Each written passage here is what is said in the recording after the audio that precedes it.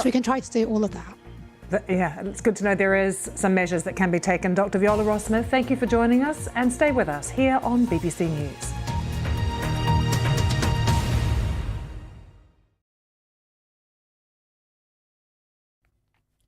Hello there. Very wet weather on the cards for the next few days. It already has been so across parts of Florida, Georgia, through Bermuda, heading its way up that low pressure system towards the east coast. Some severe thunderstorms through the plains into the Midwest. And so some damaging hail here. Still a lot of heat with us through Texas and New Mexico, but it's cooler than average further west. Quite a contrast. That heat, though, remains through central parts of Canada. Heavy showers for Nicaragua, Honduras, Costa Rica, a scattering of heavy showers still through the Caribbean, and we'll be looking towards the Lesser Antilles. We've got systems out in the Atlantic we're watching. Real contrast in temperatures, still very chilly, temperatures well below average across southern Patagonia. To the north of this particular weather front here, a lot of heat, quite an intense, potentially record-breaking heat wave on the cards throughout the rest of this week and into the weekend, so we'll keep an eye on that one. The heat's dissipating now, though, with the passage of these weather fronts across Europe, giving some very significant record-breaking snow for Sweden. We've got heavy rain, squally winds elsewhere, and as they grind to a halt across parts of the Alps, Northern Alps, we could see some flash flooding in these areas. Equally, the warmth is building further east. Still quite a bit of warmth across the north of Africa, perhaps a little cooler than average for parts of Egypt. And the showers now tending to just develop a little bit further southwards towards the equator, one or two popping up further south of it. Quite a contrast in the south. We've already got some coolish air for Cape Town, and that will push its way eastwards with time, so turning wetter and windier as we go towards the end of the week. A bit of a breeze across the Middle East, but the story here is that temperature is going to be lifting as the wind eases down across parts of Central Europe, Central Asia as well. We've got some very wet weather currently across Odisha, which is pushing its way westwards. So there are currently quite a few thunderstorm warnings out, particularly across northern and central parts of India.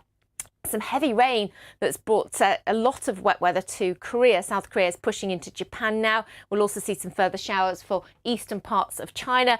Congregating across the Philippines again, we've got a low pressure system moving in here. Quite a lot of rain now through Malaysia, but a little bit drier across Southeast Asia, away from Bangladesh and northeastern states of India. It's cooled down significantly for eastern parts of Australia, but we have got that heat building further west. Warnings out for wet and windy weather for New Zealand and some snow to relatively low levels.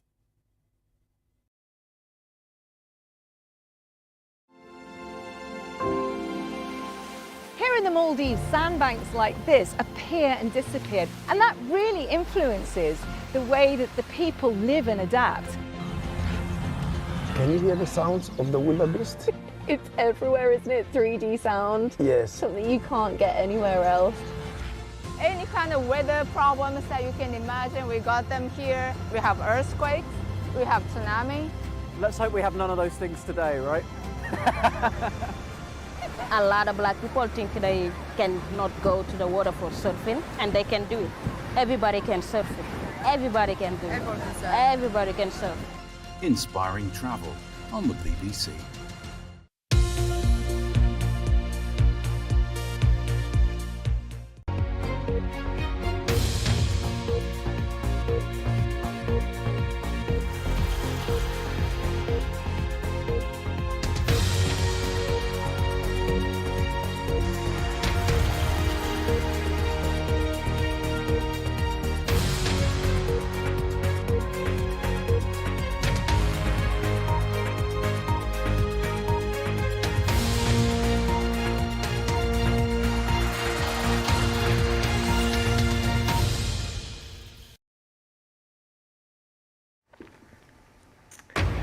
Live from London, this is BBC News. Poland says it will still carry out agreed deliveries of weapons to Ukraine as the dispute over grain escalates. India halts visa services in Canada and calls for a reduction in Canadian diplomatic staff in India amid a deepening row between the two countries. Fresh reports of gunfire in the disputed Nagorno-Karabakh, while peace talks between Armenian separatists and the Azerbaijani government wrap up. And an historic address by King Charles. He becomes the first British monarch to speak from the French Senate chamber.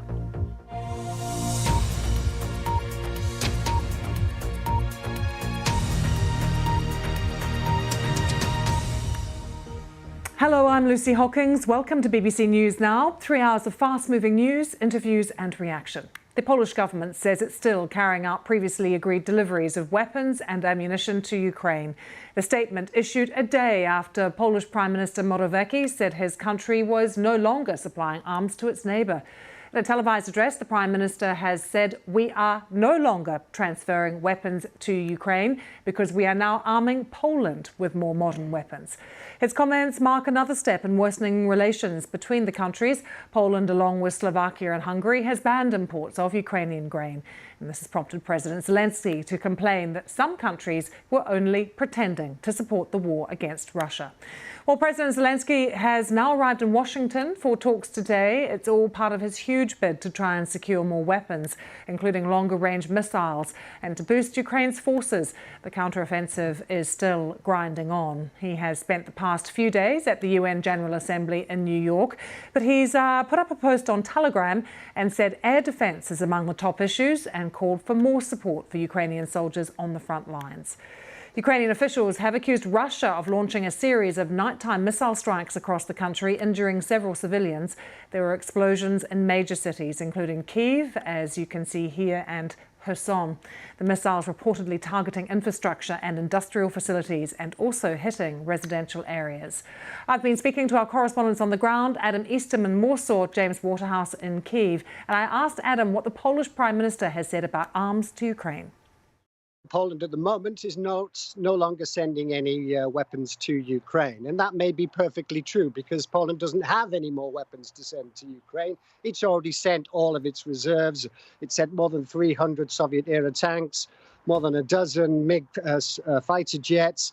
It's depleted its military capability by about 1/3. So the focus now is basically on replacing those stocks it's already sent to Ukraine. This doesn't mean a great shift, I don't think, in Poland's policy towards Ukraine in terms of supporting it militarily. The hub for international humanitarian and military aid in Rzeszów in southeastern Poland remains active, and aid is going through there. But in future, Poland has a large contract with Ukraine to supply about more than 50 Crab howitzers to Ukraine, and that contract is being fulfilled. So armaments will be flowing from Poland to Ukraine in the future as well. There is this diplomatic row that is taking place at the moment over grain. So how are these two elements playing out in Kyiv?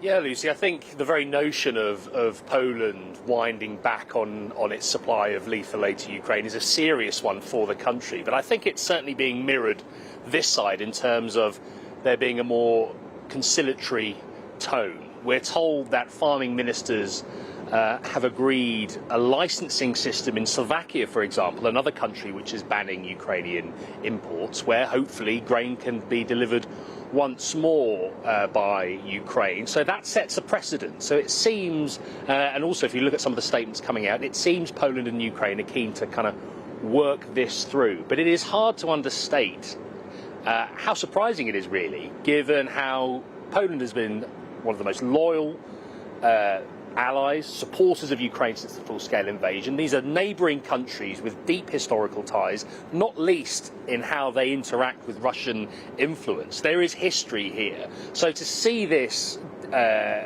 diplomatic fallout is surprising, but it seems there could be politics at play as well, because it seems there could be a deal thrashed out.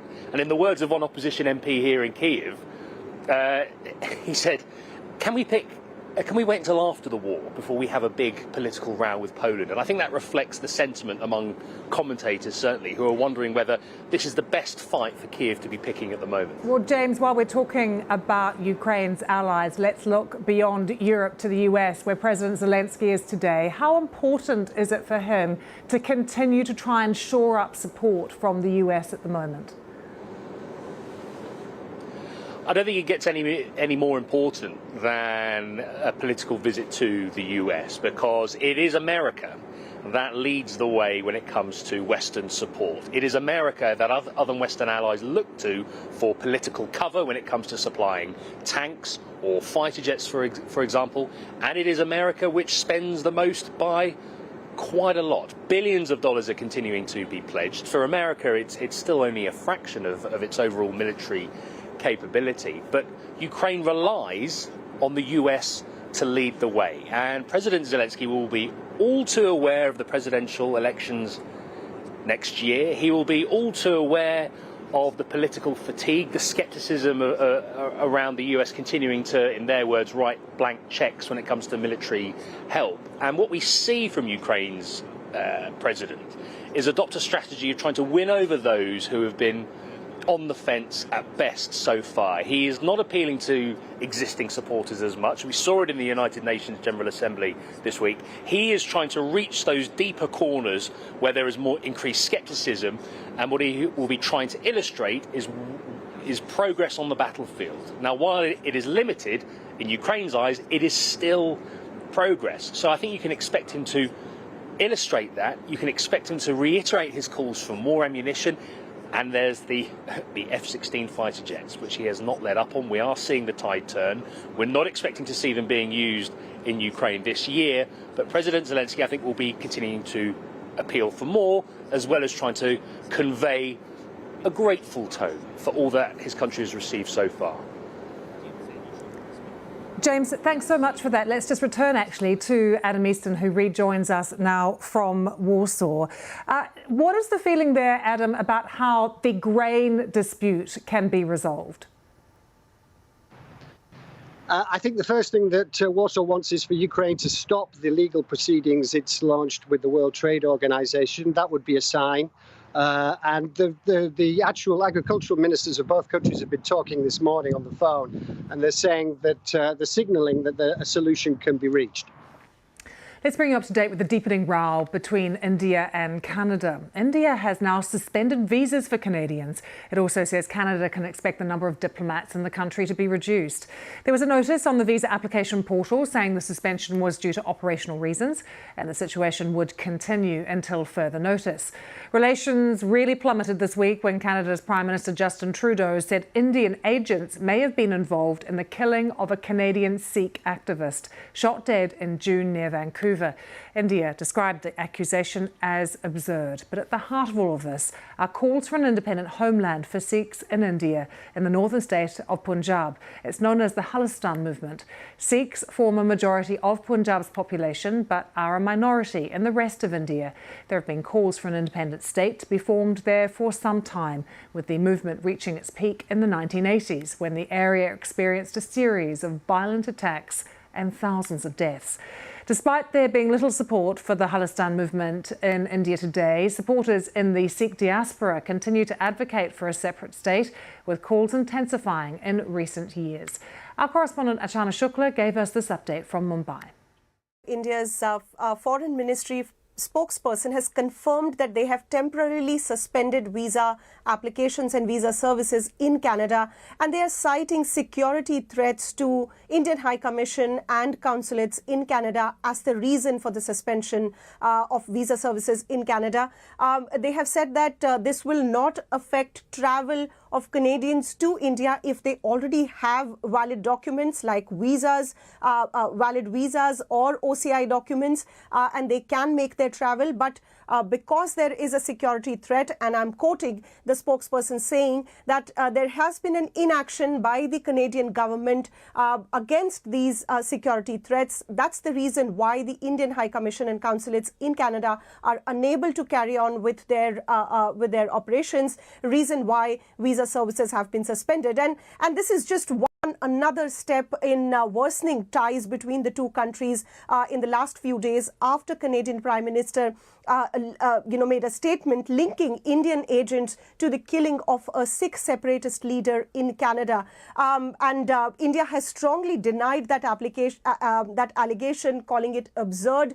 The two countries have also suspended a diplomat each, likely over the same case. And the issue of Sikh separatist movements in Canada have been a matter that both India and Canada have had tensions around. They have been on two sides of the matter.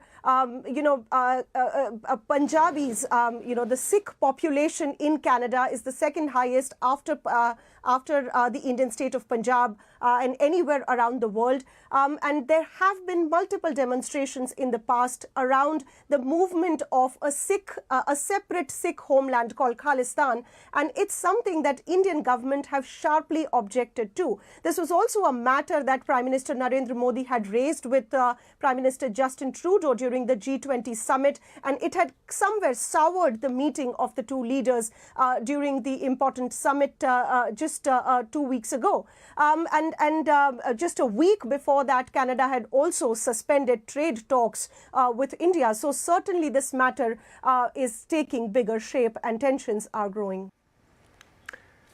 Talks have wrapped up between the Azerbaijan government and an ethnic Armenian delegation from the breakaway region of Nagorno-Karabakh. Pictures on Azerbaijani state media show the delegation seated with representatives of a Russian peacekeeping mission on Wednesday. Azerbaijan said it had restored full sovereignty over the disputed territory after a brief military offensive. Our correspondent Rayhan Dimitri is in Tbilisi, and I asked her first what is actually happening on the ground at the moment in Nagorno-Karabakh. Well, earlier today, Lucy, there were reports of ceasefire violations and gunfire was heard in and around the regional capital of Stepanakert. Also, we're hearing that there is a sense of panic among the local population. Many thousands had gathered yesterday outside the Russian peacekeeping headquarters in the hope to be evacuated from Nagorno-Karabakh or given a safe passage if they choose to leave the territory. So a lot of uncertainty for the local population. Plus, on top of that, you have no electricity. People are struggling to charge their phones. There are a lot of people missing after the Tuesday's anti-terror operation, which Azerbaijan launched to finally regain full control of its breakaway Nagorno-Karabakh territory. Lots of injured people. The Karabakh Armenians reported that about 400 people were injured, among them civilians, and they're saying around 200 people were killed. Yeah, so Rayhan, potentially an escalating humanitarian crisis in Nagorno-Karabakh at the moment, as you've just outlined all of the issues facing them and the deaths and injuries too. Meanwhile, we have seen these talks take place. They appear to have wrapped up. What's the conclusion been? Well, that's what we're all waiting to hear. Unfortunately, there were no statements made to the media and no details have emerged yet. We know that Azerbaijan was planning to lay out its plan for integration of ethnic Armenians into Azerbaijan. Yesterday, we heard from the Azerbaijani president, Ilham Aliyev, saying that such a plan was ready, that it would guarantee a number of rights for ethnic Armenians, including their cultural, religious and educational rights. We know that the top priority for ethnic Karabakh Armenian side is the guarantees of safety and security for their population. Around the world and across the UK, this is BBC News.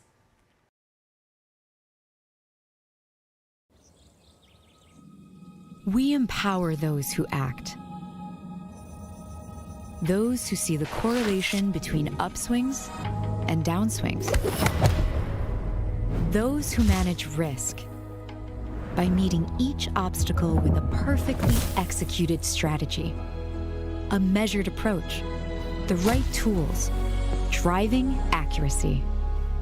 CME Group, where risk meets opportunity.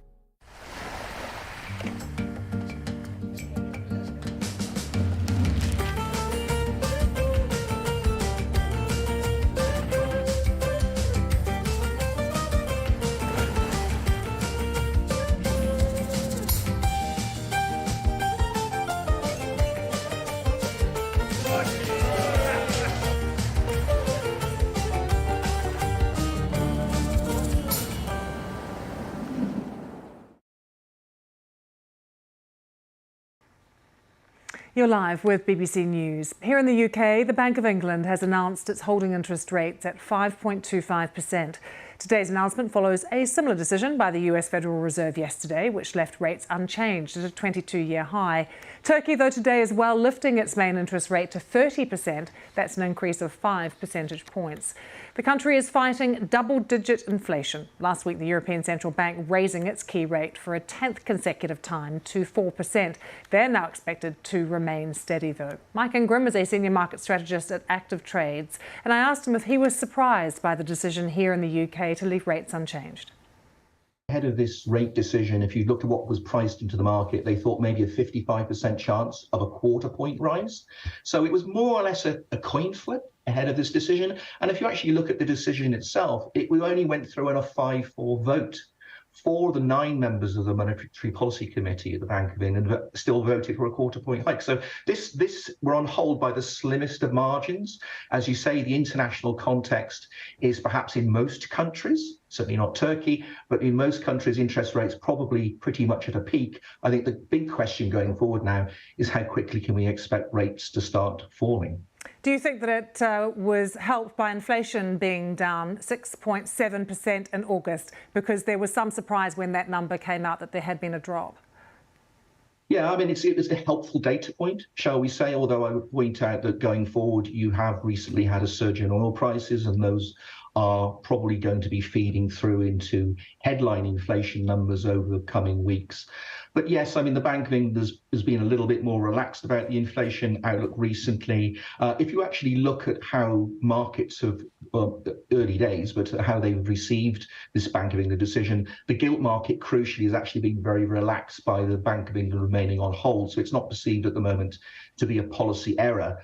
The issue, I think, going forward is, given the lags in the system, there's usually about a 2-year lag before real economists feel the full impact of interest rate increases, is have they already done too much? And do we risk a more significant slowdown, maybe even recession into 2024, 2025? At the moment, forecasts say now. Yeah, Mike, tell us a bit more about that, because you've already mentioned that the bank was split a bit over this decision. How tricky is the balancing act when it comes to what to do with rates? Oh, it's absolutely awful. I mean, in fairness, I'd say the Bank of England was late to the game. That's probably a very uncontroversial view at this point. But central banks globally have largely been playing catch up over the last 12 to 18 months. So arguably, they're having to hit the brakes harder than they otherwise would have had they taken a more timely decision to increase rates. And of course, they are running the risk that they've already overdone it. I mean, we can think here in the UK with 80% of mortgage holders on fixed rate mortgages having to refinance at vastly higher rates in the main. I mean, that potentially is a bit of a time bomb over the years ahead, and they have to be trying to navigate this. But it's almost like navigating along a motorway when you're doing 70 miles an hour by looking out the rear view mirror. It is extremely difficult, and they're going to make errors. All central banks make errors, but usually don't have problems. It has been problematic. Some of the problems have been of their own making, but yeah, it's going to be tricky. And if you look at even in an optimal outcome, the UK, Eurozone, much of the global economy is still looking at a very low growth outcome, even with lower rates.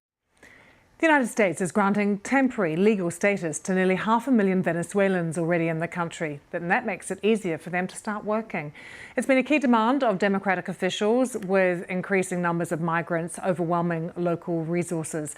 The Biden administration has faced a record number of illegal border crossings, fueled by a sharp rise in people fleeing economic and political turmoil in Venezuela. Let's take you live to France right now, where we are watching pictures in the rain. It's not a nice day there, but underneath the umbrellas is Queen Camilla there with her back to us in white, and King Charles, and they are touring a flower market in Paris today. But it's been a very busy time for the royals since they arrived in France. King Charles has already underscored the importance of the relationship between the two countries. He's called for what he said was a renewed entente cordiale to tackle climate change.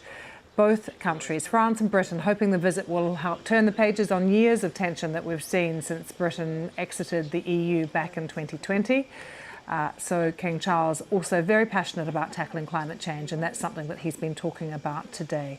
But you can see them here touring a French flower market in Paris this morning. Well, earlier King Charles made history by becoming the first British monarch to address the French Senate from the floor of the chamber. He spoke for about 20 minutes, mainly in French, to remind you, the second day of the visit, the three-day state visit of the King and Queen to France. La longévité de votre démocratie est reflétée aussi. Your long-lived democracy can be seen in the long friendship which brings our nations and peoples together. Our partnership is built on a shared experience, and it is of vital importance as we face the challenges of the world.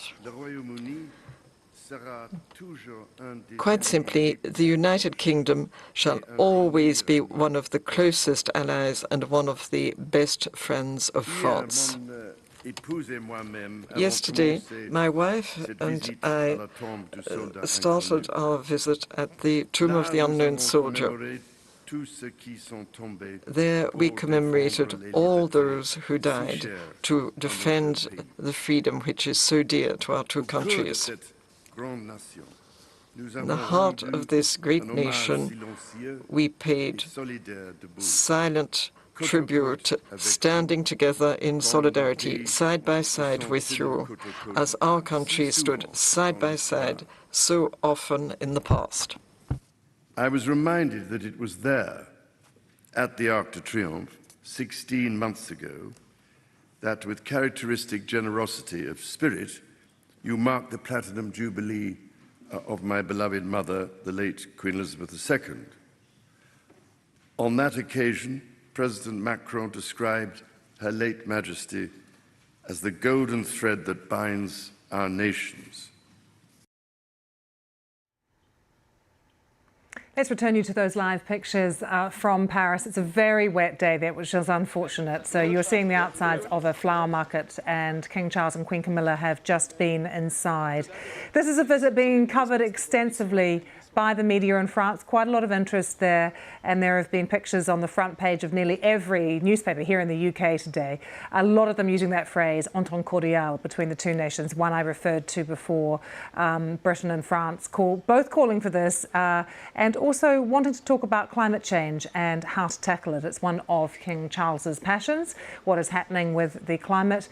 They also earlier today were touring Notre Dame Cathedral, looking at the restoration works after that dreadful fire that was there in 2019.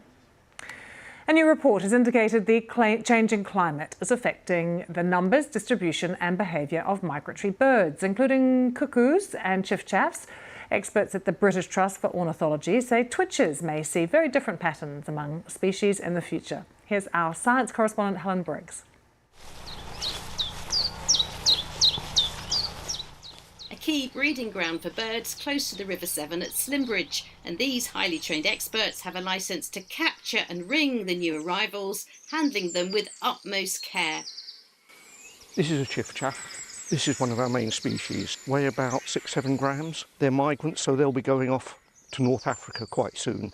So it's incredible to think that tiny bird will now have to fly thousands of miles.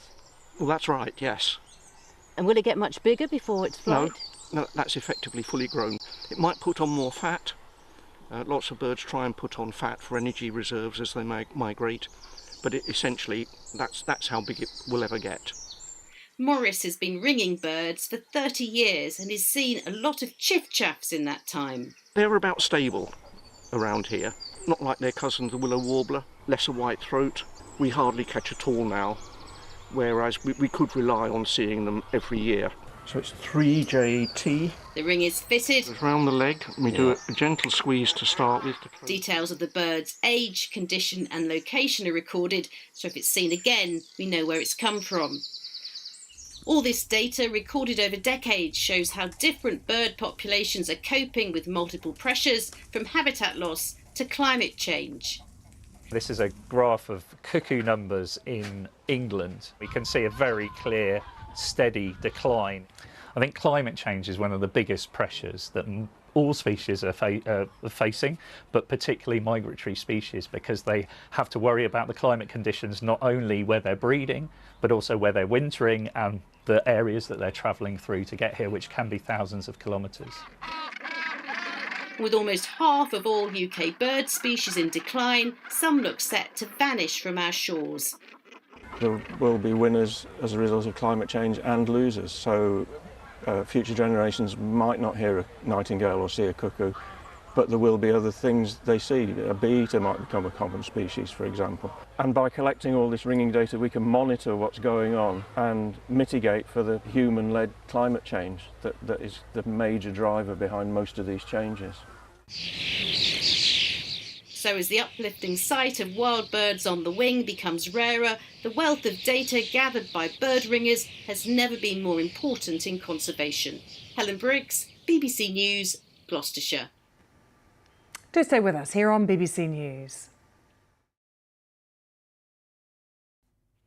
Hello there. We've had record depth snowfall in Sweden in the last 24 hours and flash flooding across parts of Spain. It's all tied in with this very active weather front moving in, the remains of Hurricane Lee. So some tropical air in there, lots of energy and more rain to come. More potential flash flooding as that grinds to a halt across parts of France and into the Alps as well. And then we've got the next weather system coming in behind and more wet and windy weather for parts of Scandinavia. In fact, warnings out quite widely here. In contrast, temperatures are rising across Turkey, getting towards 40 degrees as we pull in a southerly wind. It's much more autumnal feeling, though, as we go to the end of the week across much of Iberia and the Low Countries into the British Isles, as well as across Scandinavia. You can see still quite a bit of warmth into parts of Finland, but we are concerned about rainfall amounts as well as those strong and gusty winds, and we could well see some further flash flooding. You can see some heavy showers and thunderstorms also moving across Italy towards Croatia and tying in with that weather front there. Very active weather indeed, much more unsettled, and of course a big drop in temperature after we've had that unseasonable warmth across the British Isles right the way down into Iberia. You can see that we've had that drop in temperature, but for Madrid recovering a little. One or two showers for Moscow, as you can see a lot of dry and settled weather though for the most part in Greece.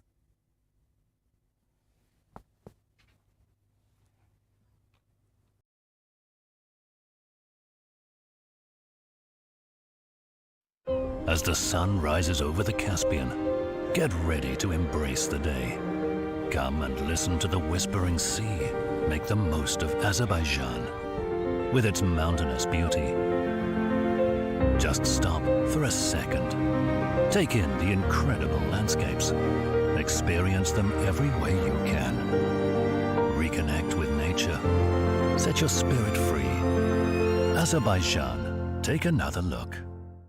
The police have just fired tear gas at the rioters. We're on the Champs-Élysées, which is a tourist hotspot. Seen people gathering sticks and stones from the side of the road, pulling up trees, and then hitting any of the tear gas canisters that land. Violence, more violence is guaranteed in the absence of a political process. Thousands of people continue to stream across the vast border between Sudan and South Sudan. The fighting seems to be getting much more intense around Bakhmut, and the word from the Ukrainians is that they are advancing. We break stories from more places than any other international news broadcaster. We are the leaders in global breaking news. We lift everything, we lift everything. Behind every headline, there is a human story. This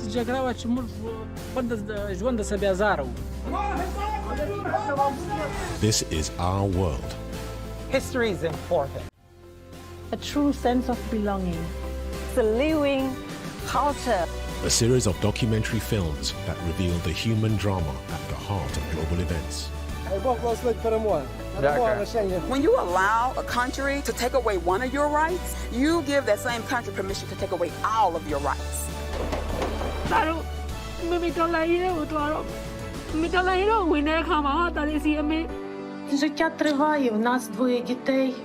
They're different experiences. They're different kinds of people. Our World on BBC News.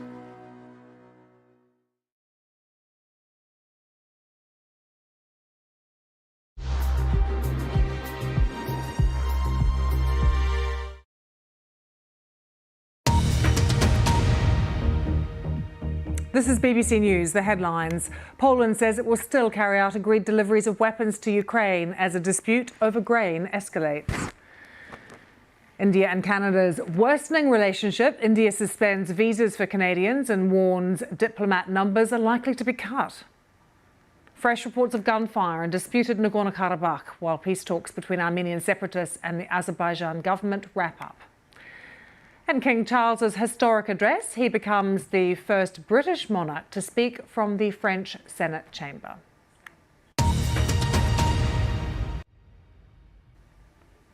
As the war grinds on in Ukraine, the number of amputees coming back from the battlefields is soaring. 15,000 men and women lost limbs in the first half of this year alone, according to figures released by the country's Ministry of Health. The government won't reveal how many are soldiers, but it's expected to be most of them. And that means Ukraine has seen more amputees in 6 months than Britain did in all 6 years of World War II, when 12,000 UK servicemen and women lost arms or legs. Our senior international correspondent Orla Guerin is in Kyiv to tell the story of one Ukrainian soldier who suffered distressing injuries. It's a new battle, and a tough one. Every day, Andriy Smolensky tries to regain his strength and improve his balance. Tries to reclaim some of what the war took away. He's still a fighter. In uniform, his call sign was Apostle, due to his strong faith. Andriy led a reconnaissance team until an explosion in late May. I remember how I started climbing a little bit out of the trench, and the next memory is I just waking up in the hospital. It felt like I just were dreaming. Everything was so dark. I thought, oh, what a dark night. And what a weird dream. Andriy lost both eyes, both hands, and most of his hearing. By his side, through it all, Alina. My wife is incredible. She's my hero, 100%. She with me. She supported me a lot. I felt like I have my family, and my family is strong in hard times. And these were the good times in the Carpathian Mountains.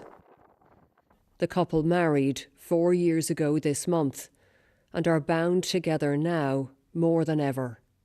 The last three months, I started to even love him more because he gave me so much motivation too, so much inspiration. He's still my motivation for everything. He's not the kind of person that would be just sitting on his bed. No, he will try to change the world. Andriy and Alina want to help the many amputees who may follow. Their ranks are soaring. The couple want to show there is life after life-changing injuries. I know before the war, Andriy, you loved singing. Do you miss that? Yes. That's for sure. It's just part of my soul, part of my childhood, you know. So now, when I lost my hands and I cannot play my guitar anymore, it felt kind of sad, but I had my voice. And he's hoping his voice will get stronger, so he can sing again, as he did before war came to Ukraine and changed his life beyond recognition.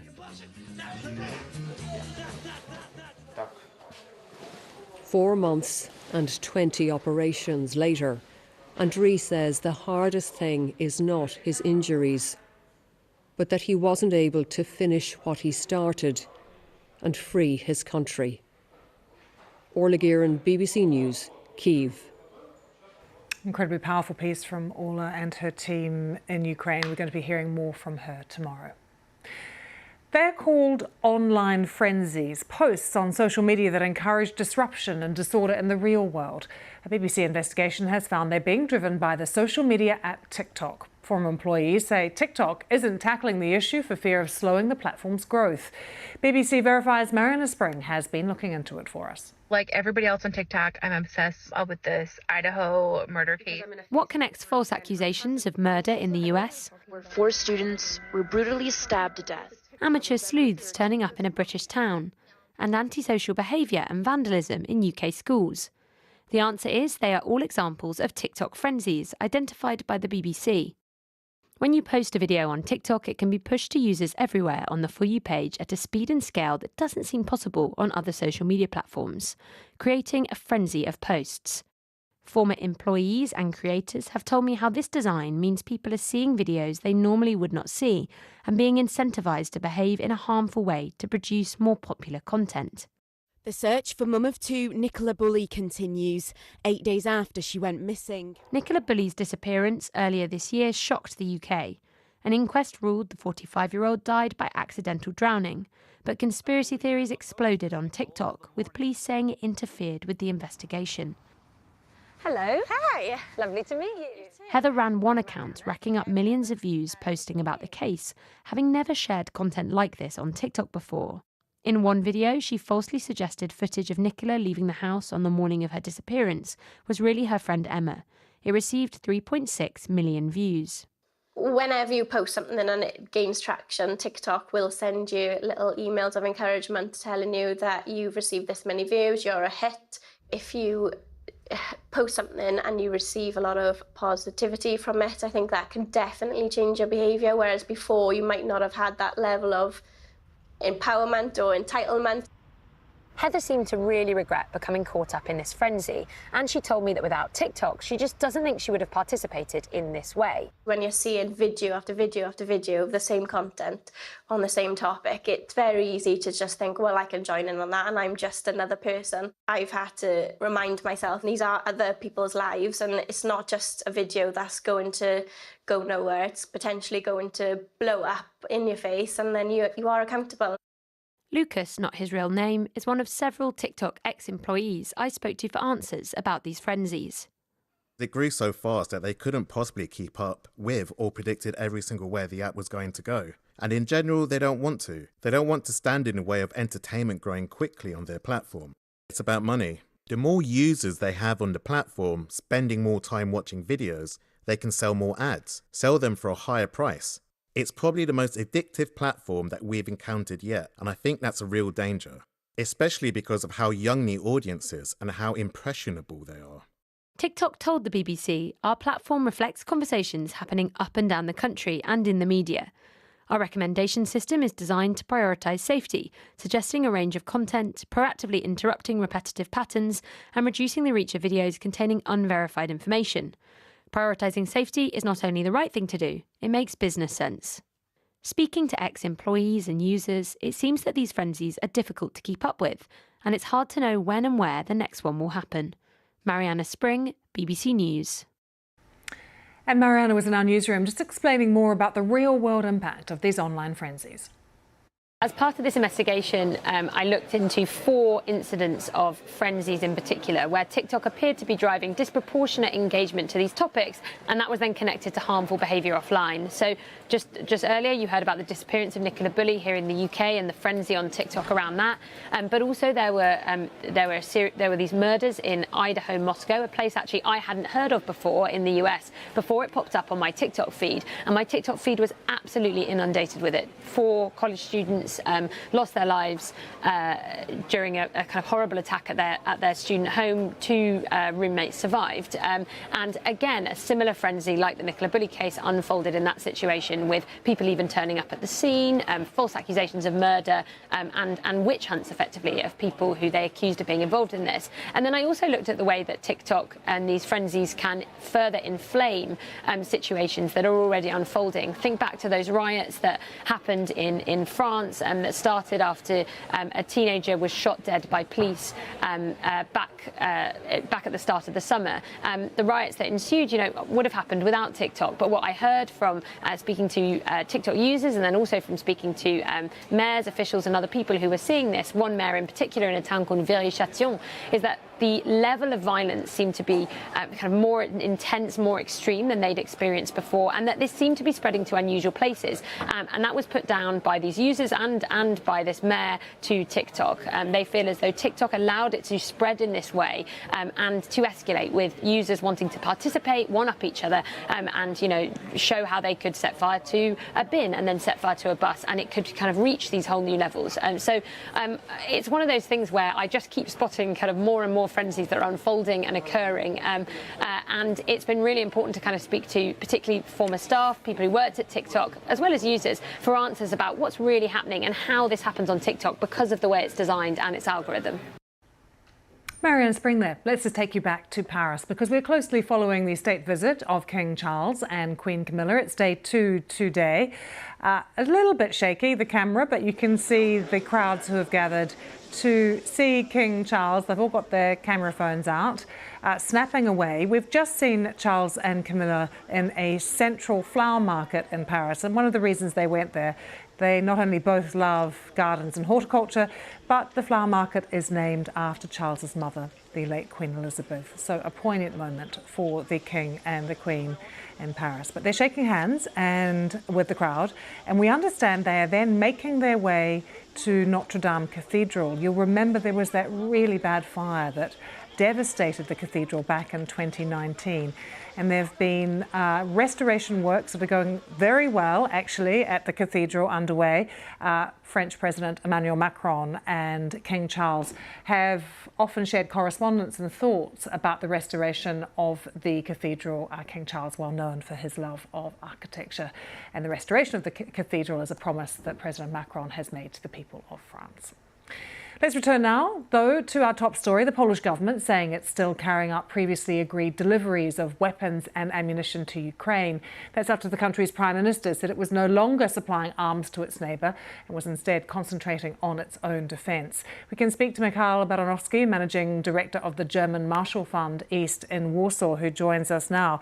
We have just received an email from the prime minister's office to the BBC, who has said that Poland is implementing this previously agreed ammunition and armaments delivery, including those resulting from contracts signed with Ukraine. And they go on to detail this, Mikhail. So it makes you wonder what the Prime Minister was saying and whether it was more of a political statement that he was making rather than a change in policy.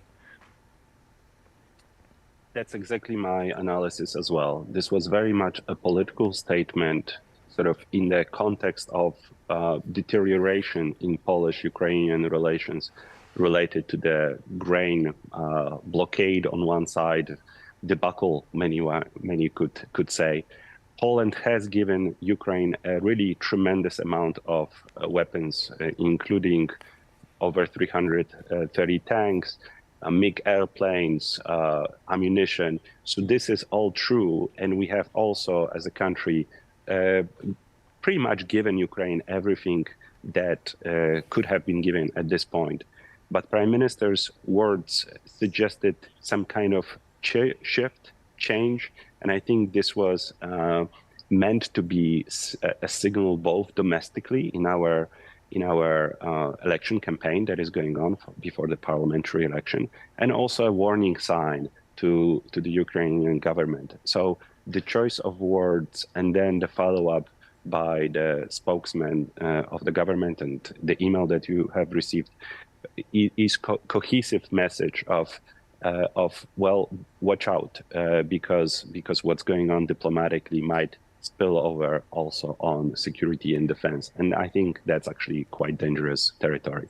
The email finishes by saying the Poles did more for Ukraine than anyone else in Europe. They provided humanitarian, military and political aid. And I wonder, because we also have the grain dispute taking place at the moment, that coupled with these comments from the Prime Minister really might damage Poland's reputation, because it had such a great reputation around its support for Ukraine up until this point. It is very true that Poland, and I'm sure other countries as well, but Poles have done tremendous amount for Ukraine, for Ukrainian people. Over 2 million Ukrainian refugees are still in Poland. Overall, 8 million have gone through Poland, the military aid, the economic aid. But I share your concerns that the way that this dispute is playing out in such a public way, in the Twitter sphere, in the run-up to our very divisive election, it's not helping neither Polish-Ukrainian relations nor Polish reputation. I wish that these issues were discussed behind closed doors. And I do have to say that being in Warsaw, currently in Poznań, but there is a different feel in also how Polish strategic community is sort of receiving the signal sent from the Ukrainian side. So I think everyone can you needs to take explain a little breath. bit more about how the Poles are feeling towards the Ukrainians at the moment, and also if the grain dispute and Polish farmers, whose vote is crucial ahead of the elections, are influencing the discussion?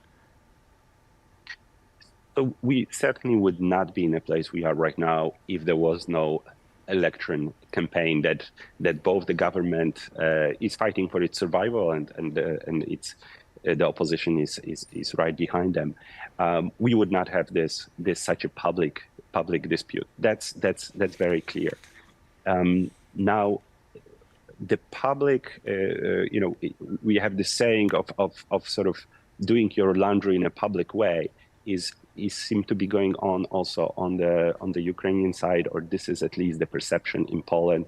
Yesterday, President Zelensky's words about friends of Ukraine that are using the grain situation in their political campaign, even if true, is being picked up by Warsaw as a hit or as an attack at a time of political campaign.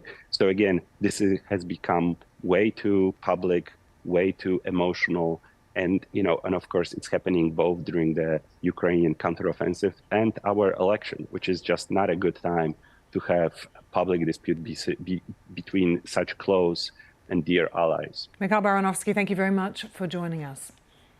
Around the world and across the UK, this is BBC News. Now showing on BBC Real. The Apollo samples led scientists to believe that the moon's surface was dry. But a 2009 Indian mission detected hydrated minerals on the moon's surface. A closer look at the data showed ice in many of the moon's shadowed areas. Almost a decade after the initial detection, even more water was discovered in the sunlit regions of one of the moon's craters. Did the moon have this water to begin with? Because if it did, that could conflict with our leading theory about how the moon came to be. The story goes a Mars-sized object collided with the Earth, and the debris from that collision formed the moon. When you have the moon forming in this big collision, that should bake out all the water. And so how do you get some remnant water to be retained in the lunar mantle? Original global stories from the BBC.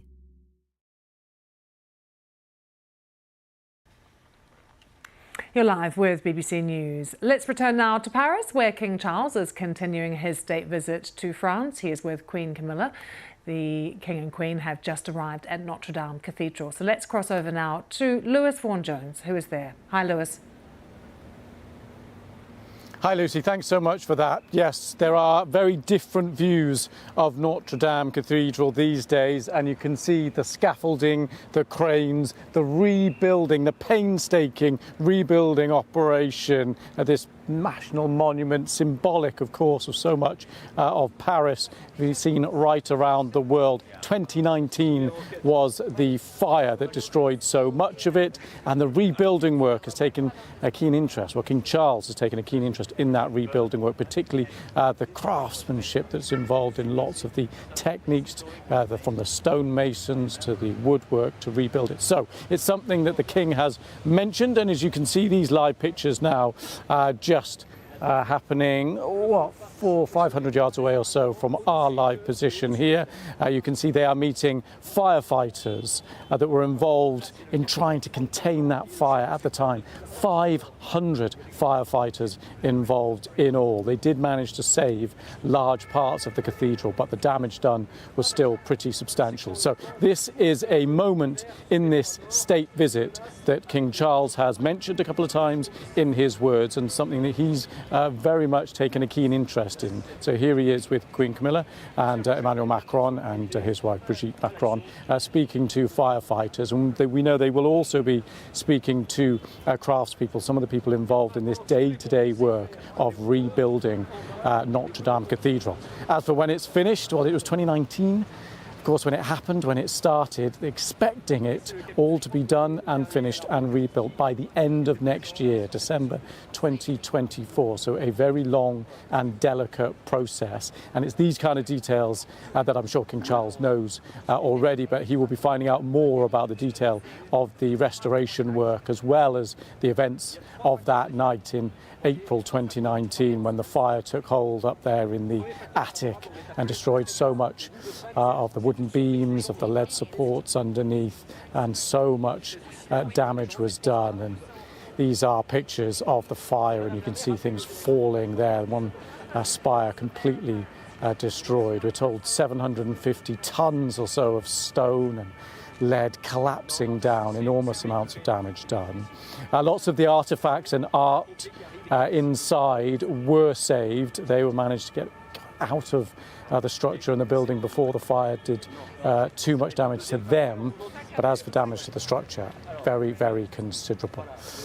Someone who knows a lot about that is our Paris correspondent, Hugh Schofield. Hugh's just going to come and join me here. Hi, Hugh. We're just going to keep an eye on these live pictures. Obviously, the conversation's underway between the King, getting details from fire services and people involved in that rescue. And this is something, at the time, the headlines and those images of that burning spire went right around the world. A hugely significant moment. I remember it well. I was just over there when it happened.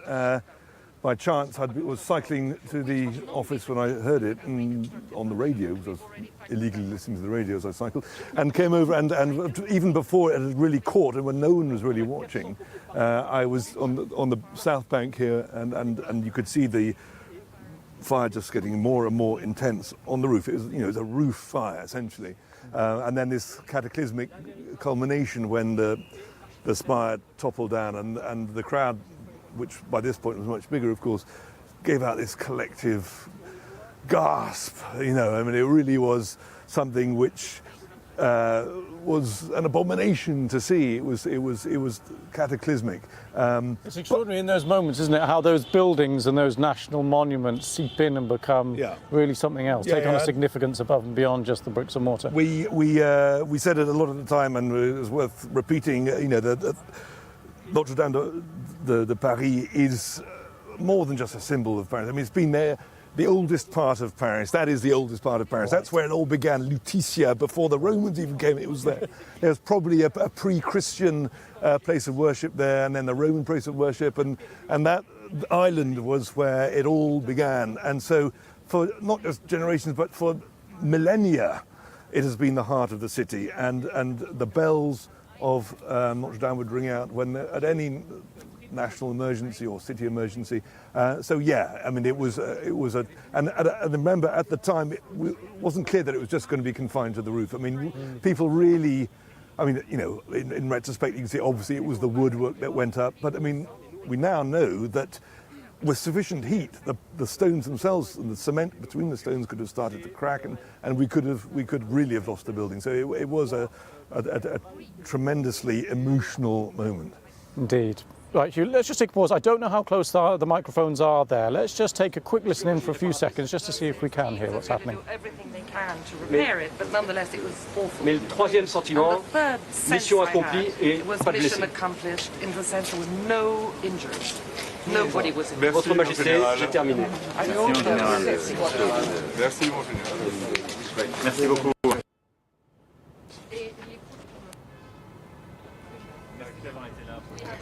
So I just overheard a little bit there, no injuries, which was one of the main priorities, clearly. But let's focus a little bit now on what's happening since then, Hugh, that rebuilding effort. Some people may come and say it was 2019, this is quite a long process. Give us a flavour of what's gone into it, why it takes that many years to try and do it. I think when President Macron said at the beginning that he planned to have it done by the Olympics, which is next year, people said that's poppycock. That's, cloud cuckoo land. It's impossible to do it so quickly.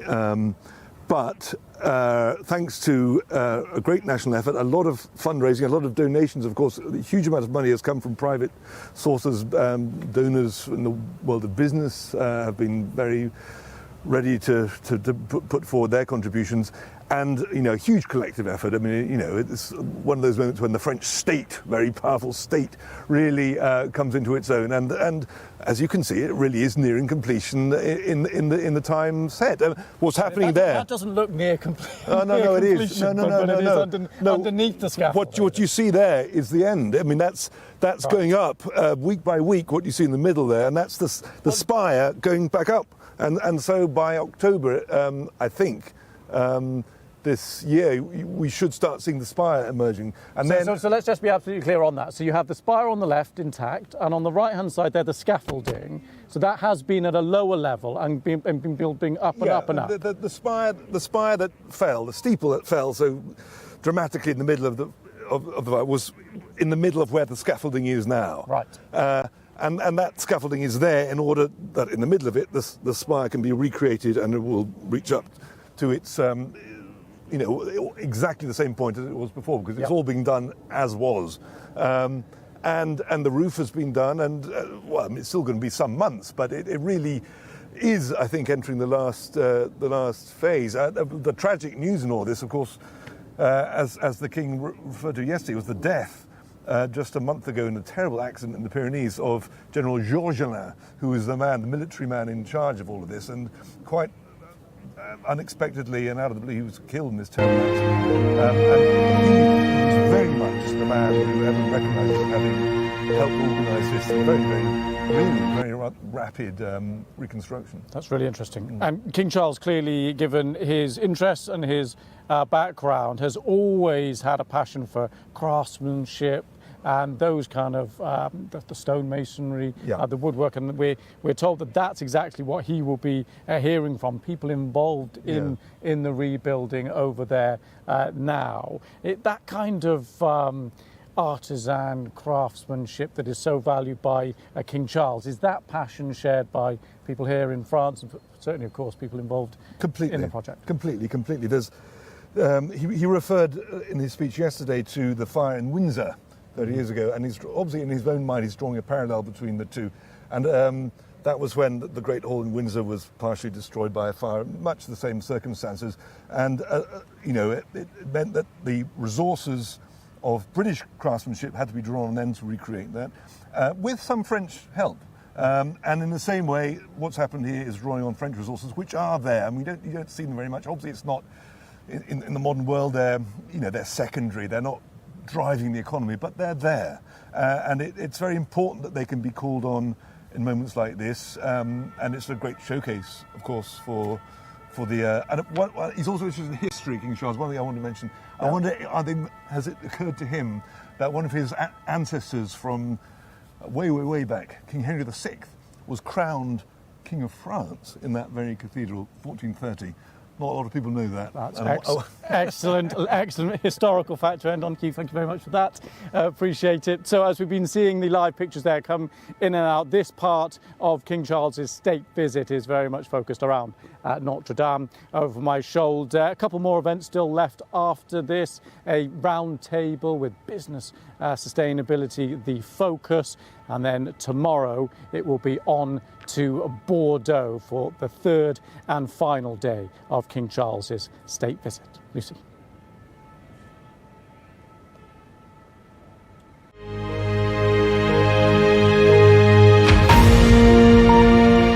And plenty more coverage coming up here on BBC News remaining day 2 of King Charles's state visit. Stay with us. I'm Lewis Vaughan-Jones. This is BBC News.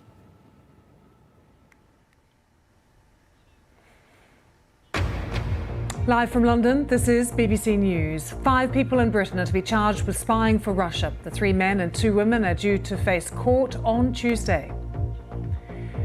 India and Canada's worsening relationship. India suspends visas for Canadians and warns diplomat numbers are likely to be cut. The British Prime Minister defends the watering down of climate pledges, including a delay on banning new petrol and diesel cars. And Poland says it will still carry out agreed deliveries of weapons to Ukraine as a dispute over grain escalates. King Charles's historic address, he becomes the first British monarch to speak from the French Senate chamber, will be back in Paris as he and Queen Camilla are now touring Notre Dame Cathedral.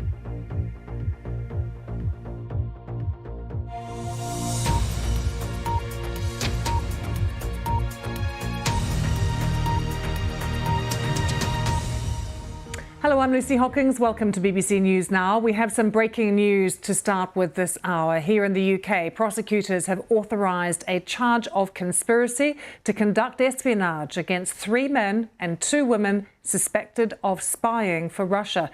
It follows an investigation by the Metropolitan Police. Let's take you straight to the newsroom and our correspondent Daniel de Simone, who is there. Daniel, tell us what details we have. So this has been announced within the last few minutes. The Crown Prosecution Service here in the UK has announced that it's authorised charges of spying charges against 5 Bulgarians who are living in the UK. It's 3 men and 2 women. 3 of these defendants were charged earlier in the year with possessing a fake identity documents, that's passports and other identity documents for 9 different countries. And at that point, we revealed this last month, that they were suspected of spying for Russia. Now, actual formal confirmation that these 3 defendants and an additional 2 are to be charged with spying for Russia.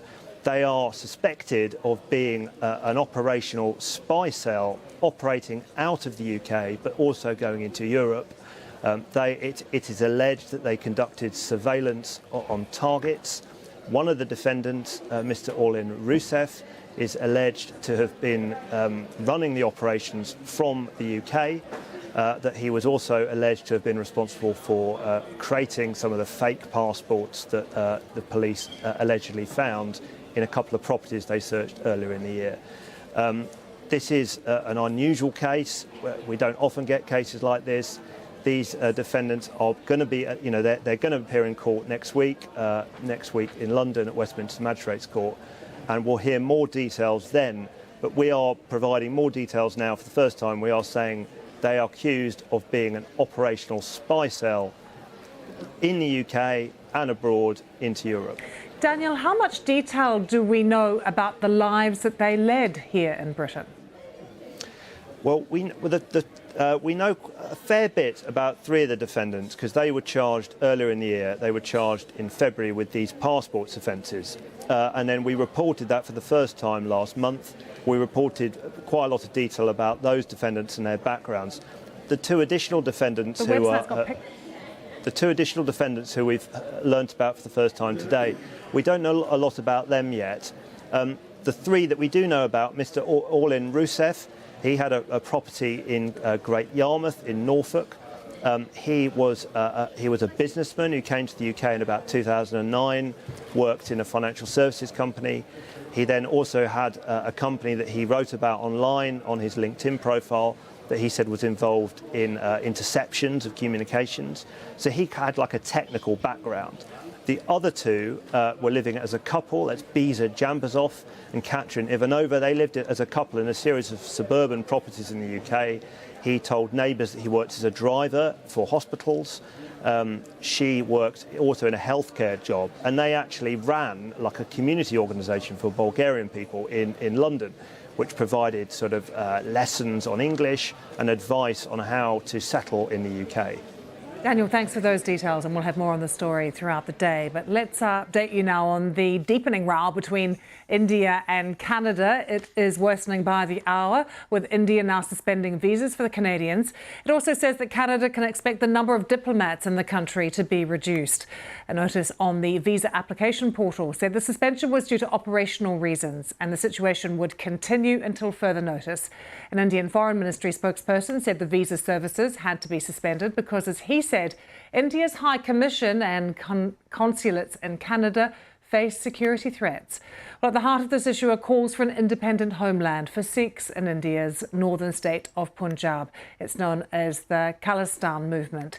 Sikhs form a majority of Punjab's population, but are a minority in the rest of India.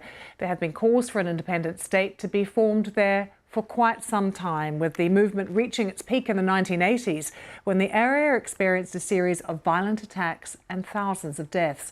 Despite there being little support for the Khalistan movement in India today, supporters in the Sikh diaspora have continued to advocate for a separate state, with calls intensifying in recent years. Live now to Mumbai, we can speak to our reporter who is there, Archana Shukla, who is following things for us. Archana, it seems to be getting worse, the relationship between India and Canada by the hour, but can you take us through the latest measures that have been taken? Well, yes, India has said that they're citing reasons of security threat to Indian high commissions and consulates in Canada as the reason why they're suspending visa services in Canada. They're saying the normal functioning of Indian high commissions has been affected because of this threat, and they've said that there is an inaction from the Canadian government to deal with these security threats, and that's the reason for visa services to be suspended. Remember, this is coming just one day after Indian government issued an advisory to its citizens in Canada, asking them to, advising to them to take utmost caution against what they called politically condoned hate crimes. They've also said that, however, travel to India for Canadians who already have valid documents, visa documents, will not be a problem, and they can make their travel to India as slated. On its part, the Canadian High Commission has said that even they have received security threats. Some of their diplomats have received security threats on social media, and they are also assessing their staff positions and staff presence in India temporarily. Matters have escalated quickly since last week, when Canadian Prime Minister made a statement linking Indian agents to the killing of the Canadian Sikh separatist leader in June near Vancouver. Both the countries have expelled one diplomat, a diplomat each, over the case. Archana, what is the rhetoric like around this story in the media and online at the moment? Well, there are questions being raised on how this matter is going to go from here on. Matters have escalated quickly. There is support for certain groups on social media, and this we've seen not only now, but this has been happening over the last few years, because the Sikh separatist movement has largely been a reason of India-Canada dispute in the last few years, and we have seen two groups, advocating each on each side, and that's what we are seeing even now, even right now. There is some anxiety also amongst families of Indians living in Canada right now after India issued the security advisory. Remember, a lot of Indian migrants have increasingly going to Canada. It has almost tripled in the last 10 years. There are Indian students who are increasingly looking at Canadian universities. More than 300,000 went to Canadian universities in just 2022. And there is some anxiety among the families, especially after the security concerns have been raised by the Indian government. There are also questions raised on the trade deal between the two countries. Remember, Ottawa this month halted trade talks with India, and this was a matter that was sternly raised by PM Modi with PM Justin Trudeau during the G20 summit as well. So this has been a reason. Sikh separatist movement has been a reason of India-Canada dispute in the past as well, and there seems to be growing tension lines between the two countries now. Achana, thank you so much. We're going to take you to the very latest pictures we're getting from the US. We've been closely following not only the UN General Assembly, but also President Zelensky's visit to the US. He's really trying to garner some more support and some more military aid from the Americans. We have these pictures here as he arrives in the US Congress to face what it is fair to say will be some Republican skepticism on providing more aid to Ukraine. This is his second visit since the war started, but he is really saying that he needs more military aid from the US to bolster the counteroffensive taking place in Ukraine at the moment. So we will bring you more from Washington very shortly. The UK's Prime Minister has defended changes to some of his key environmental policies, including delaying the ban on the sale of new petrol and diesel cars by 5 years to 2035. Rishi Sunak said he wanted to achieve the government's climate target in an honest and transparent way that eases the burden on households, and insisted he wasn't slowing efforts to combat climate change. Our political correspondent Damien Grammaticus reports. When it comes to the climate crisis, Rishi Sunak, out in Essex today, says he does not believe in corralling people into change. Hello. How are you? What's driving his own shifting position? How are you guys getting on? Is he looking to free people from costs, or is he playing politics in search of votes? Is the Prime Minister keeping the UK on track to hit its climate change targets, or risking us missing them? They're off. The adoption of new technologies is happening far faster than we thought, electric vehicles being another good example. So when you put all of that together, run the numbers as we have, we're confident we're on track to deliver net zero, and we can do it now in a more proportionate and pragmatic way. That's how we're going to bring people with us, maintain consent for it, and minimise costs for working families that could have spiralled into the thousands and thousands of pounds. I don't think that's right.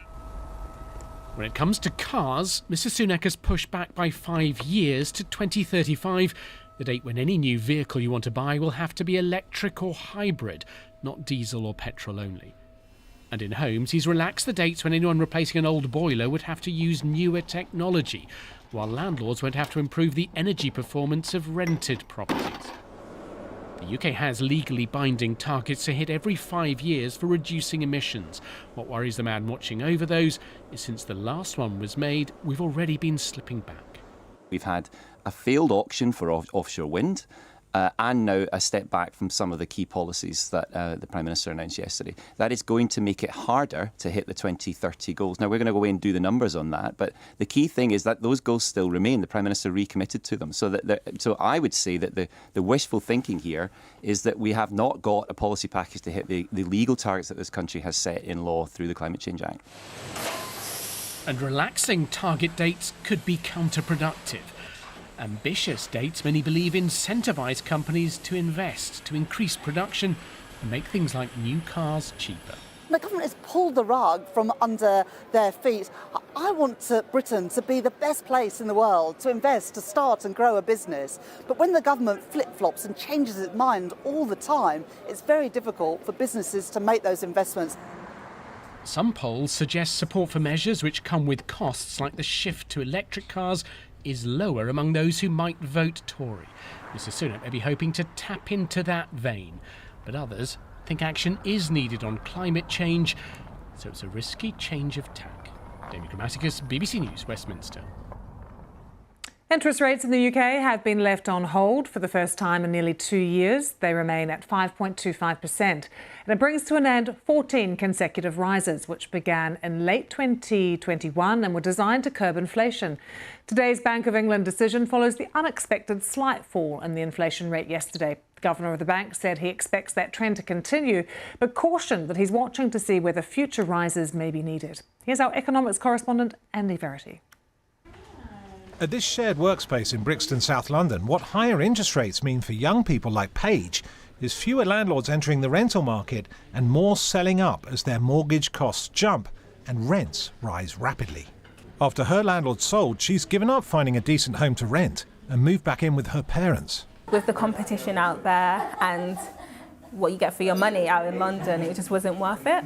You'd see like a shoebox room or a double mattress literally in a room with no floor space for upwards of like £800. Gerald, who runs the workspace, is also a landlord who says he had more than 80 applicants when he tried to let out a local flat for £1,500 a month.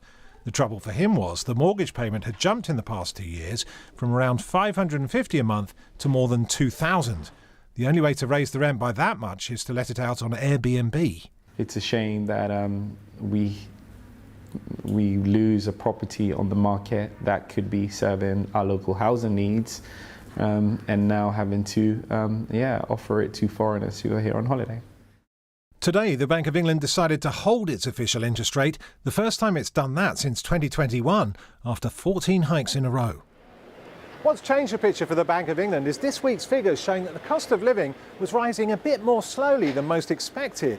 That's led a majority on the Bank of England's Monetary Policy Committee to decide to keep rates on hold.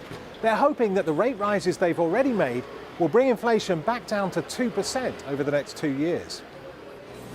But it's only now that the full impact of interest rate rises that began in December 2021 are starting to hit the real economy. With lenders saying house prices are now falling more sharply than they have since 2009, new residential developments like this one have seen far fewer reservations. This company had hoped to build and sell 50 homes, but they'll only do 20 this year. Even though inquiries are coming in at high levels every week, reservations have been very, very slow and impacted massively. Whilst there is some reservations on this site, those who are wanting to reserve have still got their own properties to sell, and they're really struggling to sell them. In the housing market, the number of people falling behind on mortgage payments is up by more than a quarter. With 800,000 borrowers coming off cheap fixed-rate mortgage deals in the rest of this year, that's likely to get worse.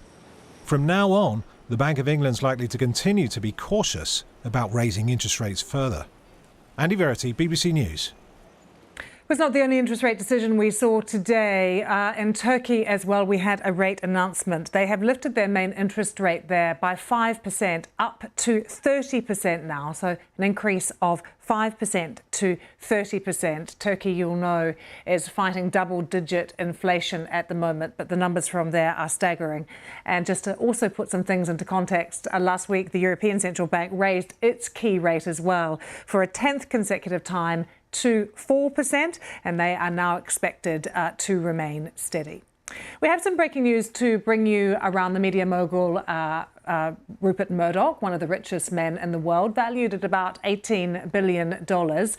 You'll know possibly that Rupert Murdoch, here he is here, controls a massive media empire that includes Fox News in the US, the Times of London, the Wall Street Journal as well. Well, we've just had an announcement from Rupert Murdoch that he's going to be transitioning to a new role, Chairman Emeritus of Fox Corporation and News Corp.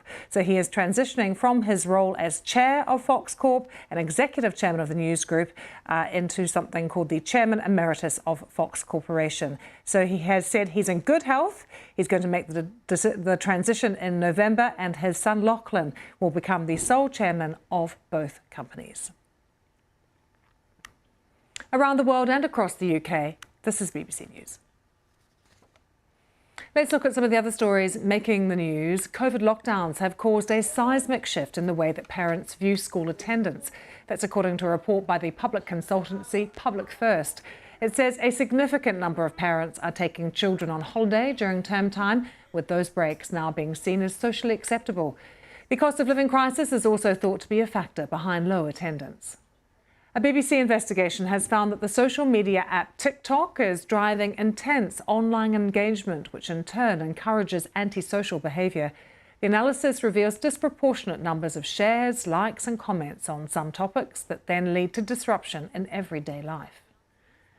A Metropolitan Police officer has appeared in court today, charged with the murder of Chris Carber. The 24-year-old was fatally shot through the window of the car he was driving in Streatham Hill in South London last September. The officer has not been named. More on all these stories on the website bbc.com. Do log on and take a look. You're live with BBC News. The Polish government says it's still carrying out previously agreed deliveries of weapons and ammunition to Ukraine. The statement was issued a day after the Prime Minister Morawiecki said his country was no longer supplying arms to its neighbour. In a televised address, the Prime Minister has said, "We are no longer transferring weapons to Ukraine because we are now arming Poland with more modern weapons." His comments marked another step in the worsening relationship between the countries. Poland, along with Slovakia and Hungary, has banned imports of Ukrainian grain. And this has all prompted President Zelensky to complain that some countries are only pretending to support the war against Russia. Ukrainian officials have accused Russia of launching a series of nighttime missile strikes across the country, injuring several civilians. There were explosions in several major cities, including Kyiv, and you can see here there was also attacks in the city of Kherson. The missiles reportedly targeting infrastructure and industrial facilities and also hitting residential areas. Our correspondents on the ground for us are Adam Easton, who is in Warsaw, and James Waterhouse, who is in Kyiv. Adam explained the effects at the moment of the Polish Prime Minister's statements. Poland at the moment is no longer sending any weapons to Ukraine. And that may be perfectly true because Poland doesn't have any more weapons to send to Ukraine. It's already sent all of its reserves. It sent more than 300 Soviet-era tanks, more than a dozen MiG fighter jets. It's depleted its military capability by about 1/3. So the focus now is basically on replacing those stocks it's already sent to Ukraine. This doesn't mean a great shift, I don't think, in Poland's policy towards Ukraine in terms of supporting it militarily. The hub for international humanitarian and military aid in Rzeszów in southeastern Poland remains active, and aid is going through there. But in future, Poland has a large contract with Ukraine to supply about more than 50 Crab howitzers to Ukraine, and that contract is being fulfilled. So armaments will be flowing from Poland to Ukraine in the future as well. There is this diplomatic row that is taking place at the moment over grain. So how are these two elements playing out in Kyiv? Yeah, Lucy, I think the very notion of Poland winding back on its supply of lethal aid to Ukraine is a serious one for the country. But I think it's certainly being mirrored this side in terms of there being a more conciliatory tone. We're told that farming ministers have agreed a licensing system in Slovakia, for example, another country which is banning Ukrainian imports, where hopefully grain can be delivered once more by Ukraine. So that sets a precedent. So it seems, and also if you look at some of the statements coming out, it seems Poland and Ukraine are keen to kind of work this through. But it is hard to understate how surprising it is, really, given how Poland has been one of the most loyal allies, supporters of Ukraine since the full-scale invasion. These are neighbouring countries with deep historical ties, not least in how they interact with Russian influence. There is history here. So to see this diplomatic fallout is surprising, but it seems there could be politics at play as well, because it seems there could be a deal thrashed out. And in the words of one opposition MP here in Kyiv, he said, can we wait until after the war before we have a big political row with Poland? And I think that reflects the sentiment among commentators, certainly, who are wondering whether this is the best fight for Kyiv to be picking at the moment. Well, James, while we're talking about Ukraine's allies, let's look beyond Europe to the US, where President Zelensky is today. How important is it for him to continue to try and shore up support from the US at the moment? I don't think it gets any more important than a political visit to the US, because it is America that leads the way when it comes to Western support. It is America that other Western allies look to for political cover when it comes to supplying tanks or fighter jets, for example.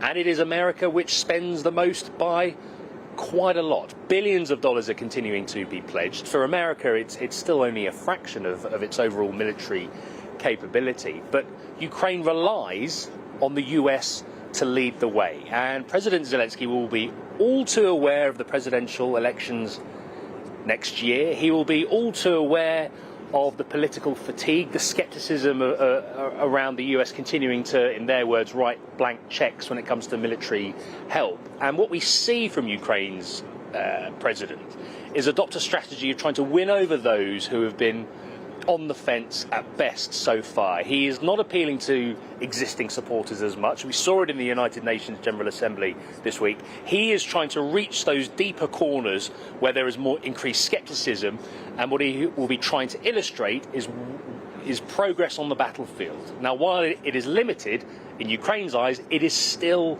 progress. So I think you can expect him to illustrate that. You can expect him to reiterate his calls for more ammunition. And there's the F-16 fighter jets, which he has not let up on. We are seeing the tide turn.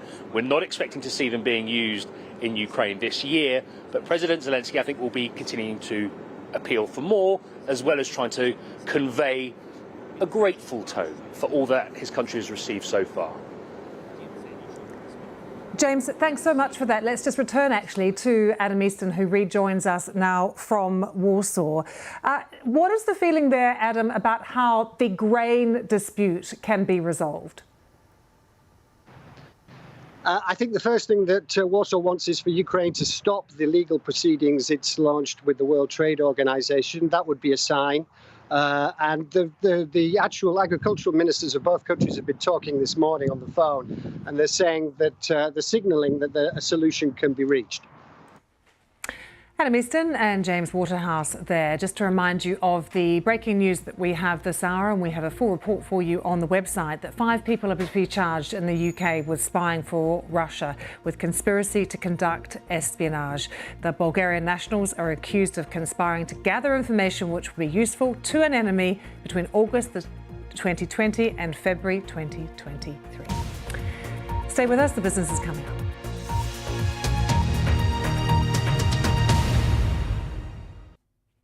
Hello there. We've had record depth snowfall in Sweden in the last 24 hours and flash flooding across parts of Spain. It's all tied in with this very active weather front moving in, the remains of Hurricane Lee. So some tropical air in there, lots of energy and more rain to come. More potential flash flooding as that grinds to a halt across parts of France and into the Alps as well. And then we've got the next weather system coming in behind and more wet and windy weather for parts of Scandinavia. In fact, warnings out quite widely here. In contrast, temperatures are rising across Turkey, getting towards 40 degrees as we pull in a southerly wind.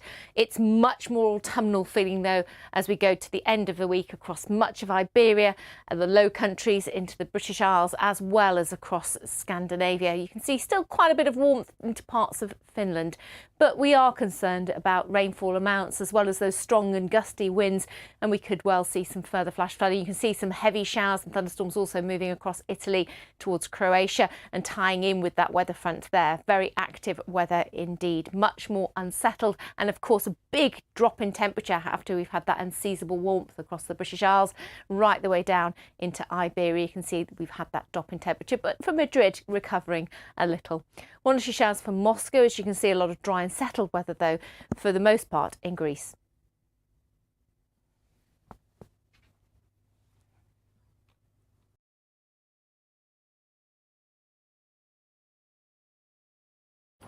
They were all yellow. I came along. I wrote a song for you. And it was called Yellow. Your skin, oh yeah, your skin and bones turning to something beautiful. Working together for a more sustainable world tour. DHL and Coldplay.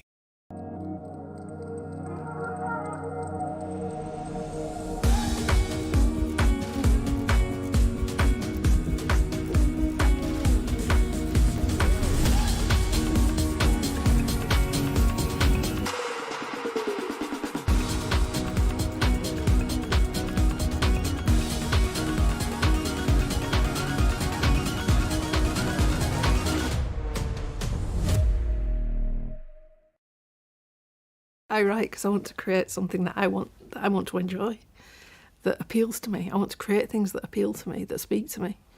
I think as a kid I always felt like I was on the outside looking in.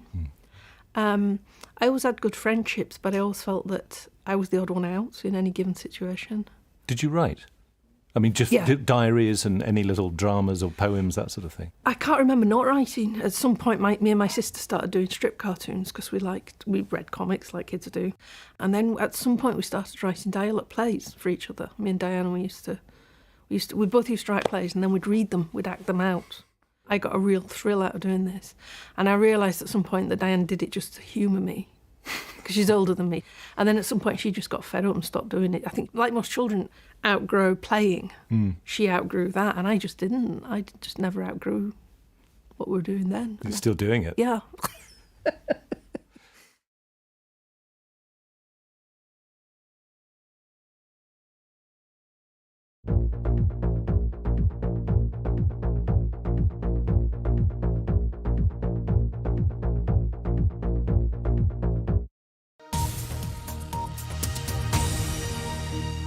Now on BBC News, the latest business news from across the globe. World Business Report.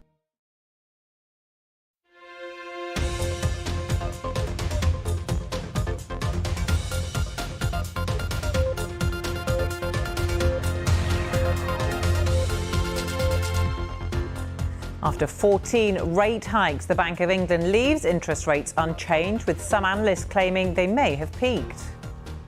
Staying with interest rates, Turkey's key interest rate rises to 30% as pressures on its economy continue to bite.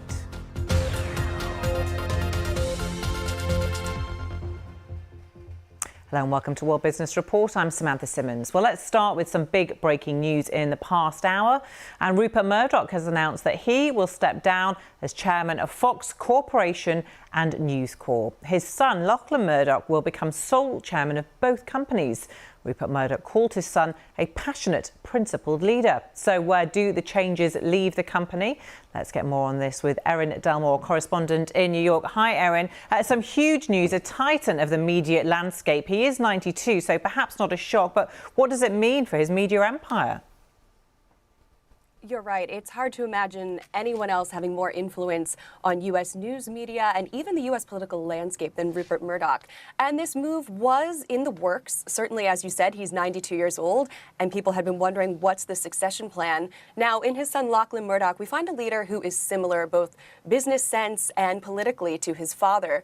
It's hard to say what changes will take effect, but of course, new leadership means new changes. And Lachlan is facing an uphill moment for TV news, especially when we see record numbers of cord cutting, a changing cable model, and that has formed the backbone of Fox News and Fox's viewership.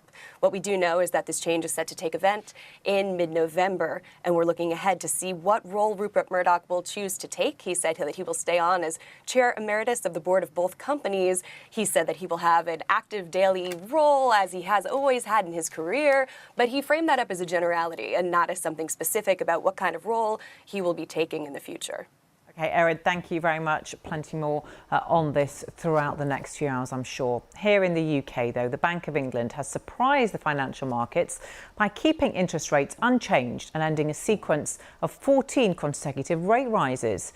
Interest rates were held at 5.25%, which is their highest level for 15 years. Many analysts had expected rates to rise once again, but the bank's decision to leave them on hold raises the prospect that this is possibly the start of a turning point. Well, it all comes after inflation figures for August showed consumer prices slowed to 6.7% last month, which was also unexpected by the markets. Well, we're joined now by Victoria Scholar, who's the head of investment at Interactive Investor. Hi, Victoria, good to see you. So what do you make of this decision to leave rates unchanged? Well, it's very interesting because when you look at the vote split, it was 5-4. So the Bank of England was by no means unanimous in terms of this decision. It really hung in the balance. Just on Tuesday, there was just a 20% chance that the Bank of England was going to keep rates on hold. And then before the decision, that shifted up to about 50-50. Now, clearly, the Bank of England is trying to weigh up a deteriorating economy. We've seen unemployment rise. We've seen some weak PMI data, and we've seen UK GDP come in weaker than expected. Now, on the other hand, and of course, the inflation data, which was softer. And then on the other hand, what we've seen is that with inflation, it has been coming down, and the central bank doesn't want to over tighten and therefore risk tipping the economy into a recession. So it's a really tough balancing act between curbing inflation, but also keeping a lid on the economy. Yeah, some fear it's already too late as far as a recession goes and think that we're already heading towards one, if not already in one, if not technically. What do you think? Well, I think in terms of how people are feeling at home with the cost of living crisis, we might not be in a technical recession, but it certainly feels like we are for many, with interest rates going up, making mortgages more expensive, with inflation making everything that much more expensive, and more recently with oil prices going up. That adds to pressure in terms of filling up our tanks with petrol, and also adds to pressure on businesses as well. So I think there is a real risk now of a shallow recession on the horizon. And I think that's why the Bank of England opted to keep rates on hold, because it doesn't want to inadvertently cause unnecessary economic pain. OK, Victoria, great to get your analysis. As always, thanks for being with us. Well, staying with interest rates, and Turkey's central bank has hiked its key interest rate to 30%. That's up 5 percentage points from last month. It is the country's fourth consecutive rate increase in as many months, as policymakers struggle to combat that double-digit inflation and a cost of living crisis. Experts forecast inflation will remain high for the remainder of the year, despite government efforts to bring levels down to single digits by the new year. Well, we're joined by Victoria Craig, a journalist based in Ankara. Hi, Victoria, good to see you. 30%, wow, it's eye-watering, isn't it? What impact is it going to have, do you think? Well, that's a really good question, and I think one that economists are asking themselves, because as you rightly pointed out, this is the fourth consecutive interest rate increase in as many months. And so the big question is, have those interest rate rises been working to dampen demand as they're intended to do? And it's sort of a mixed bag. The short answer is no, not yet. And that's because the central bank has really had a tough mountain to climb when it comes to inflation in this country. As you point out, it's near 60% at this point. It jumped 9% from August to September. If you sort of look at some of these consumer data points, we also see retail sales up 31% for the year in July. Consumer confidence has been on a fairly sharp decline since May. And consumer credit has been growing because interest rates have been low for a very long time. So availability of credit is very readily available. And so all of these things are making consumers a bit cautious. People are worried that inflation is going to continue to rise. And so they've been going out and making big ticket purchases on things like appliances and other long lasting goods. So all of this is something that the central bank is trying to combat through higher interest rates, and it's just going to take a little bit longer, and economists say several more hefty increases to eventually cool that demand. Wow, I mean, President Erdogan has opposed this kind of policy for years. So does this mark a real shift now in his thinking? Well, that's a great question, and one that all of us here have been asking too. Certainly his mood has shifted toward this. In the past, he's called high interest rates the mother and father of all evil. He's been fiercely opposed to using them to fight inflation, firing central bank governors when they deploy them to try to combat rising inflation. But the president's mood has changed, and when he and his finance minister both a couple of weeks ago officially unveiled this new economic plan to try to get the economy back on track post-election, he said that he vowed to bring inflation to its knees. He said he wants it to be in the single digits.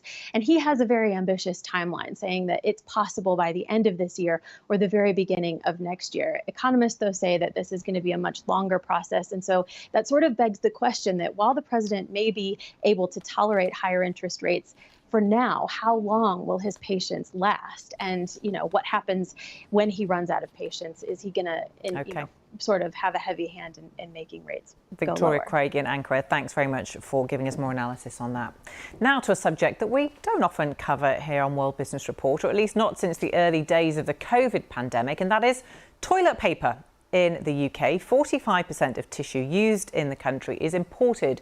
And you probably remember during the pandemic when supermarkets all over the world, in fact, were forced to ration toilet rolls to prevent shelves from emptying amid that rush of demand. A bit of panic buying there. Well, now a Finnish company wants to stop Britain's reliance on imported tissue by building a new paper mill in the Humber estuary of northeast England in an investment deal that could be worth over £500 million. I'm joined now by the CEO of Metsä Tissue, Esa Kaikkonen.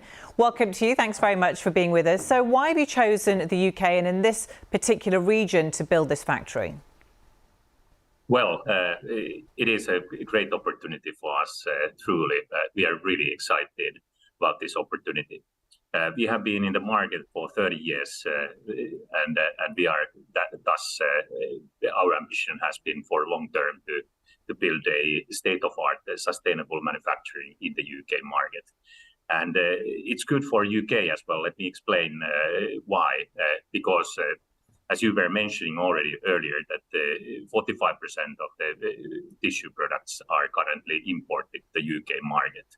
And by then having this kind of a sustainable local manufacturing capacity, what we are planning now in the region, that will be creating better self-sufficiency to the UK going forward.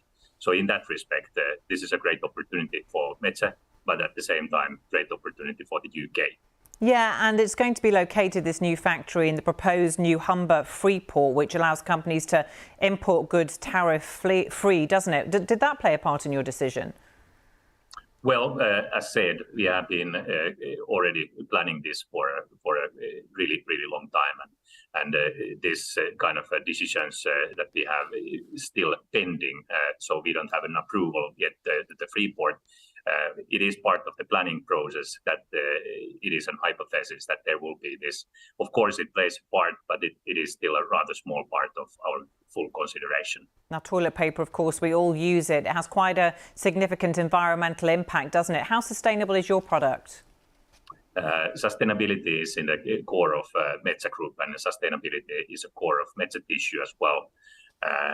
We are deriving these raw materials that we will be using here from the well-sustained, managed Finnish forests predominantly, and this will be really, really long value chain compared to the existing ones. So it will be a good opportunity to increase self-dependency on these products, at the same time have a really great, good climate impact, which will be positive and carrying over for a long time. And why are you so interested in helping the UK reduce its reliance on imported toilet roll? Well, first of all, as said earlier, we have been here for 30 years. We see this as a really good market, has been good market for us, and we see good lucrative supply-demand balance also going forward. And this will be thus a good business opportunity for us. At the same time, having a better climate impact in these product categories, and then helping our customers also to drive better performance on the sustainability side. OK, Esa Kaikkonen, thank you very much for joining us, telling us more about your product and the new factory to be built here. Thank you for having me. Now, in other news, one of Japan's oldest and biggest firms, Toshiba, is set to end its 74-year stock market history as a group of investors have bought a majority stake. The company has announced that a consortium led by private equity firm Japan Industrial Partners has purchased just under 80% of its shares. Owning more than two-thirds of the firm allows the group to complete a $14 billion deal to take it private. Tech giant Google is being sued for negligence in the US state of North Carolina. The complainants are the family of a man who died after driving his truck off a bridge while following Google Maps directions. The structure had collapsed 9 years earlier. The victim's family allege Google failed to update its Maps navigation system. In an apparent U-turn, fashion giant H&M now says it won't charge a fee for shoppers who return their online purchases in store. Earlier this week, the BBC reported that the retailer's customers would face a £1.99 charge to return parcels in store or online, with the cost taken from their refund. An H&M spokesperson has since told the BBC that the information on its website was inaccurate, and it's now been amended. That's it from me. You can reach me on social media. I'm at Samantha TV News. Thanks for watching.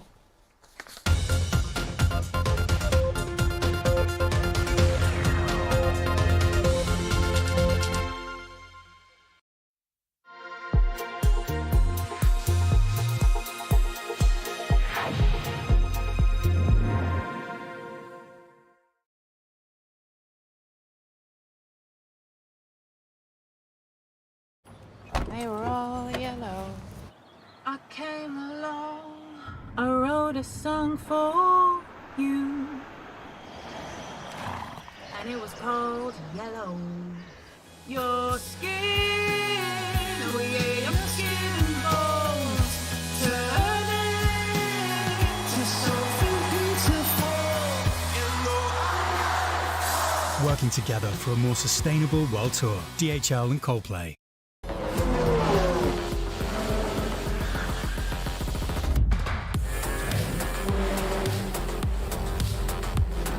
time to win the Qatar Grand Prix. Download the BBC News app now and get the latest headlines as they happen.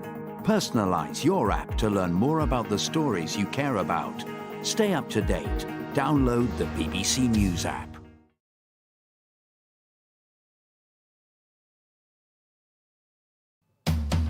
In the world of business, everything is connected. From global hubs to places less traveled. The big stories to your bottom line. The path can be unpredictable. But with the right insights, you can see where the bend in the road will lead.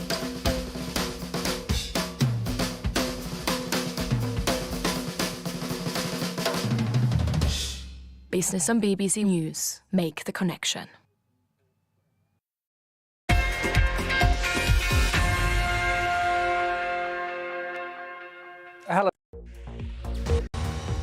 Hello, this is Business Live from BBC News with Sally Bundock and Susanna Streeter. Oil prices rise as Saudi Arabia signals a cut in supply in the pipeline. We're live, we're in London. That's our top story today, Monday the 12th of November.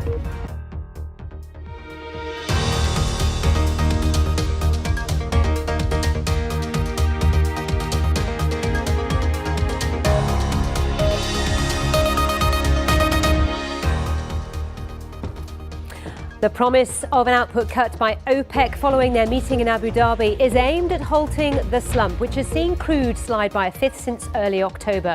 So by how much, when and what will be the impact? We'll tell you all you need to know. Also in the programme, Singles Day sets a new sales record for the internet giant Alibaba as customers splash out almost $31 billion in just 24 hours. And global financial markets are in a holding pattern with Europe all headed up at the open as investors wait for key economic news from the US and China midweek. And we'll be getting the inside track on flexible workspace. Demand in the UK has exploded, outstripping New York by some margin. But is the growth sustainable? We'll talk to the founder of the UK shared workspace provider, Huckletree. And as we've been hearing, Singles Day, invented by Chinese giant Alibaba, has smashed sales records again. It's the biggest in the world online shopping day after Black Friday and Cyber Monday. So today, we want to know, do you go on shopping sprees during promotions or are you wary of the bargains? Tell us using the hashtag BBC BizLive.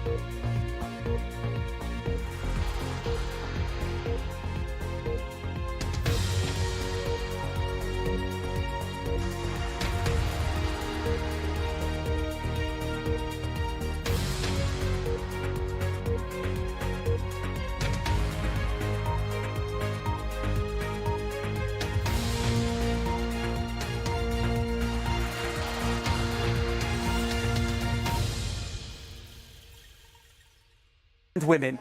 However, when it comes to the reality, it is a totally different situation. Take a look at these graphs. The top line is who thinks that they should be shared equally. However, when it comes to actually doing the task, it is mainly women who are doing the household cleaning. It is mainly women who are making the evening meal. And yep, you've guessed it, it is mainly the women who are doing the washing and the ironing.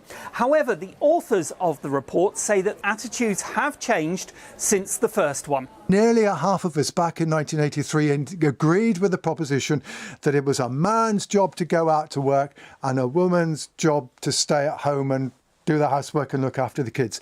It's now less than 10%, although it has to be said, although we now say, therefore, men and women should be sharing the household tasks equally, when it comes to practice, we're still not quite so good at it. It still tends to be the men that do the repairs and the women that do the washing and the ironing. It is worth saying that ideas on gender roles have significantly changed since the mid-80s. Now, the survey has always asked this. A man's job is to earn money. A woman's job is to look after the home and the family. Now, back in 1987, 48% of people agreed with that statement. That has dropped to 9% this year. In 2010, Roger Ross Williams made history by becoming the first African-American director to win an Oscar. But now he's reached another career milestone. He's made his first feature film. Tom Brooke reports from New York.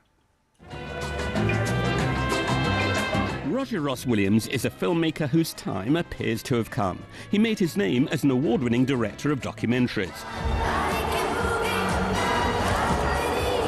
The just-released Cassandro, starring top Mexican actor Gael Garcia Bernal, marks his debut as a feature filmmaker.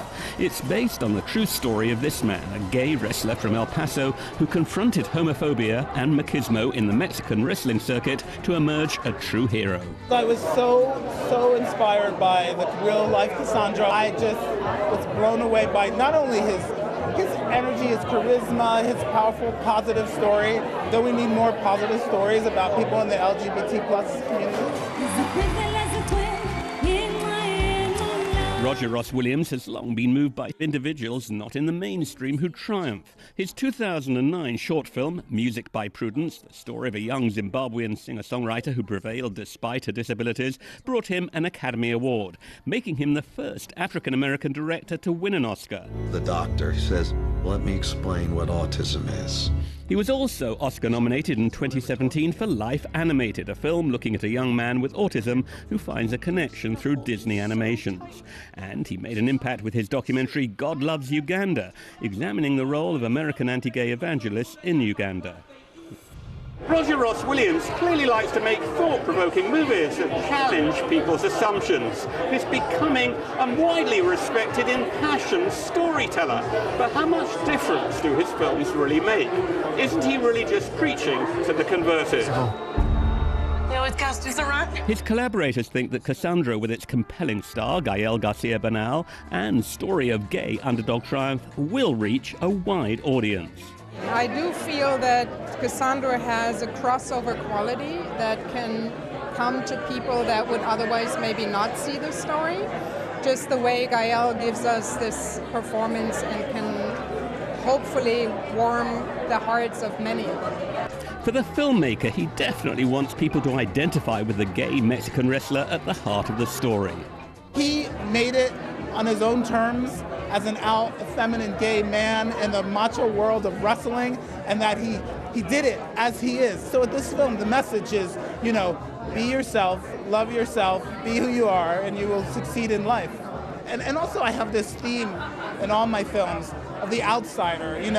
I'm all about telling these powerful tales of outsiders who've overcome adversity and to great success. And what about your own story, your own background? I mean, you're African American and you're gay. Do you think that puts you in a good position to tell certain kinds of stories with empathy? I mean, you can't get any more outsider than me. African American, gay. I mean, I'm the ultimate outsider, and I've struggled. I've struggled in my career, in my life, and I've overcome all these obstacles. And look at me. I'm now standing here on the red carpet talking to you. So I'm a testament to it all. It wasn't about the fashion. It was about the women. These are good times for Roger Ross Williams, with 2 other films arriving this month. The Supermodels, looking at the rise of 4 top models in the 1980s and 90s, and Stamped from the Beginning, examining the origins of racism in America. That's in addition to a documentary he co-directed on Donna Summer, out earlier this year. Williams is living proof that vibrant films are now reaching audiences from talented directors who not so long ago had to really struggle to win acceptance in the industry and get backing for their work. Tom Brooke, BBC News, New York. Good to have you with us on BBC News.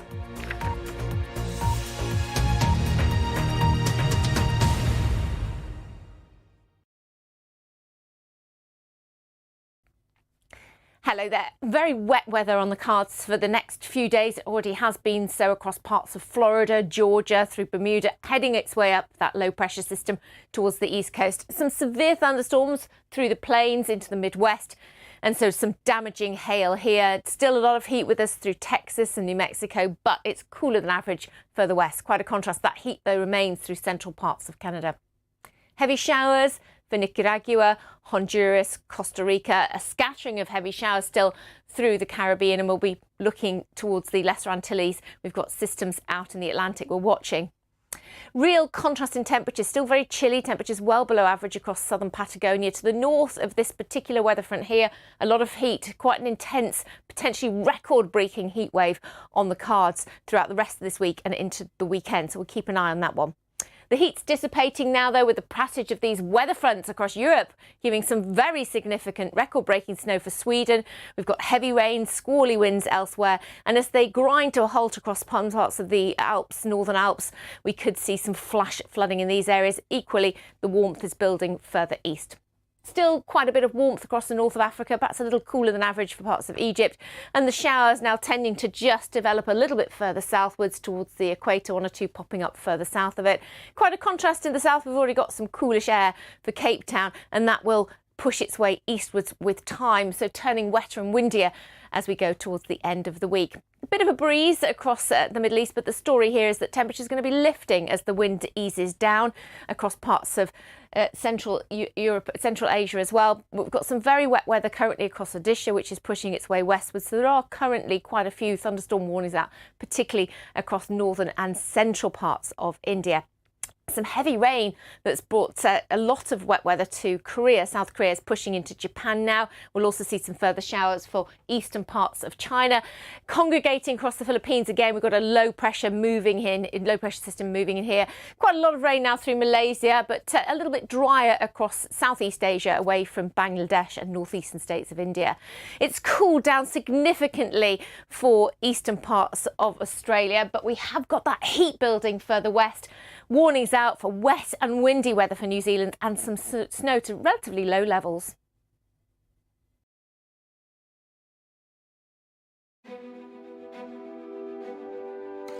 I want Hip Life to be that good story that lifted black folks in Africa and all over the world, gave young people a voice. It's part of being an actor, because I always say as an actor, you can't be a control freak. You have to be willing to give up control. So I like this idea of a live piece of art, and I just like this idea of making invisible visible. Sometimes you can have really serious portraits, but you've got such a great laugh. I feel like I want to capture some of the candid nature of your personality. Inspiring arts and culture on BBC News.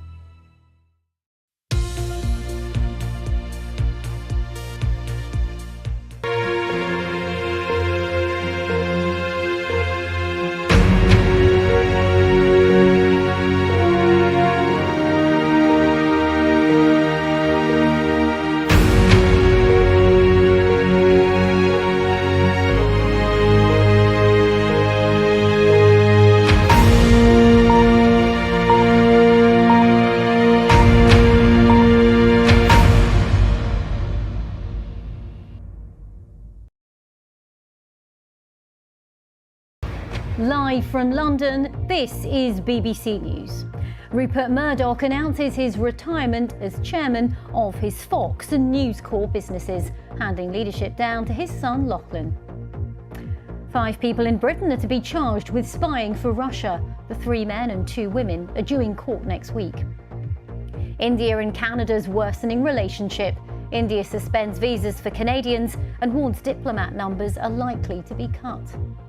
King Charles tours the renovations at the Notre Dame Cathedral after becoming the first British monarch to address the French Senate.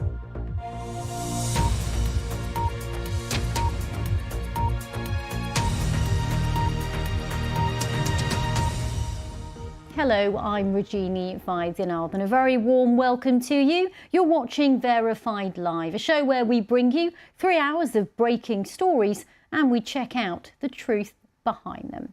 Well, we begin this hour with some breaking news, and that is that media tycoon Rupert Murdoch has announced he's going to be stepping down as chairman of Fox and News Corp. His son Lachlan will head up both companies. Mr. Murdoch, though, will continue as executive chairman and chief executive of Fox Corporation. Now, in a statement he sent to his staff, he says the companies are in robust health, as am I. The statement goes on to say our opportunities far exceed our commercial challenges.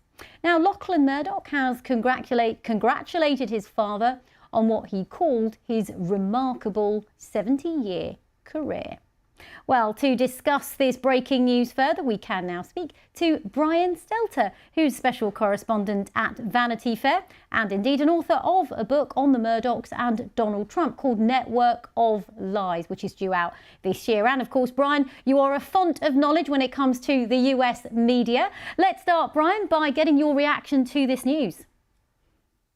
In some ways, this was inevitable. I mean, yes, Rupert Murdoch always said he would never retire. His son Lachlan always said his dad would never retire.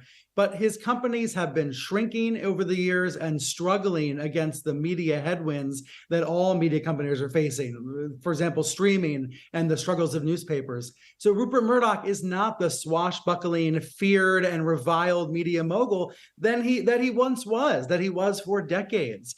He was strangely passive in recent years as his Fox News network in the US promoted lies about voter fraud in 2020. He seemed to be more like the passenger rather than the driver. He seemed more like the passenger than the captain of the ship. And so I think today's announcement confirms and signifies that. And Brian, we've just had a statement from Lachlan Murdoch, who says on behalf of the Fox and News Corp boards of directors, leadership teams and all the shareholders who've benefited from his hard work, I congratulate my father on his remarkable 70-year career. Was it a surprise that it's all ended up in Lachlan's hands? Because in many ways, viewers of the show Succession might have drawn some parallels, given that there are 3 children in the series and there are 3 children in the Murdoch dynasty.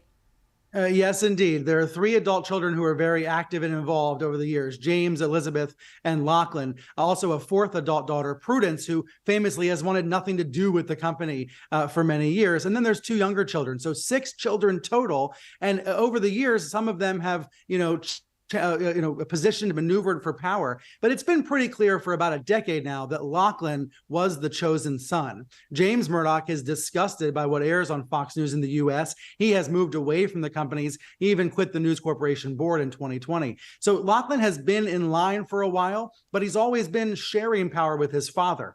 I think one of the questions now is, how involved will Rupert actually be? Is this retirement or is it just semi-retirement? Does this foreshadow other changes to the company in the months to come? So far, the indication is no, and that Lachlan Murdoch will continue with the same strategies that his father has preceded. For example, trying to push Google and Facebook to pay up for content and trying to move more into the streaming wars. I was going to ask you for more on that. I mean, where you think the direction might go under Lachlan. You've touched on it a little bit. What do you think the reaction will be now? How the markets might react to this? Yeah, Lachlan certainly is as conservative or perhaps even more conservative than his father. So in terms of editorial direction, the conservative vision of these companies, I don't expect that to change at all. What could happen in the event of Rupert Murdoch's death is a takeover attempt by the other siblings. That's because the Murdoch Trust will come into play at that point. However, that is not something that seems imminent. Rupert is saying today that he is in robust health, and I'm told he's in Los Angeles at the Fox studio lot, walking around the lot this week, so he's been visible to employees. Over the longer term, however, Fox and News Corporation face dramatic challenges. They are not as big as the Disneys and Apples and Netflixes. They may need more scale, and they may continue to see their print and digital offerings struggle in this marketplace. And for our viewers who might not know a huge amount about Lachlan Murdoch, what do we need to know about him? There's been a debate in media circles about how involved he is at his companies, whether he's a steady hand on the ship or not. And I think, that debate's going to continue to go. For example, Lachlan spends much of his time in Australia. That seems to be where he likes to be the most. That's where his family lives, his children, his wife. And so he's been running Fox from afar, essentially. Fox is mostly an American company with Fox News and the studio, and or at least what remains of the studio. And so it's notable that he prefers to be in Australia, and that's opened him up to criticism that he is, not fully managing the company. I will say at the same time, with the Dominion lawsuit, we saw the emails and text messages that showed that he was involved with Fox News in some way. So, it's going to remain an open question about whether the son is able to follow in the father's footsteps in those ways. Okay, Brian Stelter in the US, thank you very much for bringing us up to date on that story. And of course, that is a developing story. We do have a live page on the BBC News website. One update that's just come in. Piers Morgan, who of course is a long-time Murdoch veteran, many of his companies, has written on X, formerly known as Twitter, saying it was a privilege for work for him on and off for the past 30 years. More on that developing story as and when we get it. Now, here in the UK, prosecutors have authorised a charge of conspiracy to conduct espionage against 3 men and 2 women suspected of spying for Russia. It follows an investigation by London's Metropolitan Police. Well, our Home Affairs correspondent Daniel de Simone gave us more details on this development. So today it's been announced by the Crown Prosecution Service here in the UK that 5 Bulgarian people living in the UK are to be charged with spying for Russia. They are going to be charged with conspiracy to conduct espionage, and it is alleged that this group were part of an operational spy cell working for the Russian security services. It is alleged that members of the group conducted operations both in the UK and Europe, that involved collecting information on targets. They are alleged to have gone to Germany, to Montenegro. One of the members, Orlen Rusov, is alleged to have run the operations from the UK and then been the link to people within the Russian state who he was passing the information to.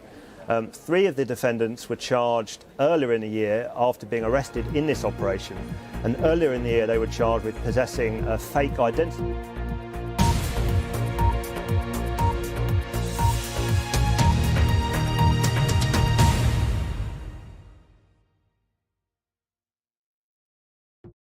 Today that we've learned about who are going to be charged in this wider charge of conspiracy to conduct espionage. Those 2 additional defendants are Ivan Stoyanov and Vanya Gabarova. So we've got 3 men and 2 women. They are all Bulgarian nationals, and they're going to appear at Westminster Magistrates Court here in London next week. Daniel de Simone there. Now, the US President Joe Biden will very shortly host Ukraine's Volodymyr Zelensky at the White House. It's Mr. Zelensky's second wartime visit to Washington. He's trying to shore up support for the fight against Russia's invasion in the US at a time when there are signs of some fatigue amongst some American politicians. Well, this was the Ukrainian leader arriving on Capitol Hill a short while ago. He's now talking to Republican and Democratic leaders in the US Congress, where a new multi-billion-dollar aid package for Ukraine is at risk of being blocked. Mr. Zelensky will also head to the Pentagon in the next hour or so as he seeks more weapons, including longer-range missiles to boost Ukraine's defences. Well, we can now go live to our North America correspondent, Gary O'Donoghue, who's at the White House for us. Good to talk to you, Gary.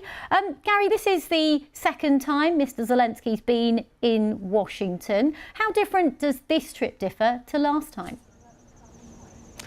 It's going to be a really, really different trip. If you remember back in December when President Zelensky gave that joint address to Congress, to both houses of Congress, he got a standing ovation. They unveiled Ukrainian flags behind him.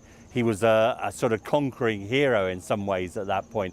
This time the mood is very, very different, and that's because Republicans have really cooled, or some Republicans have really cooled on the whole business of funding the war.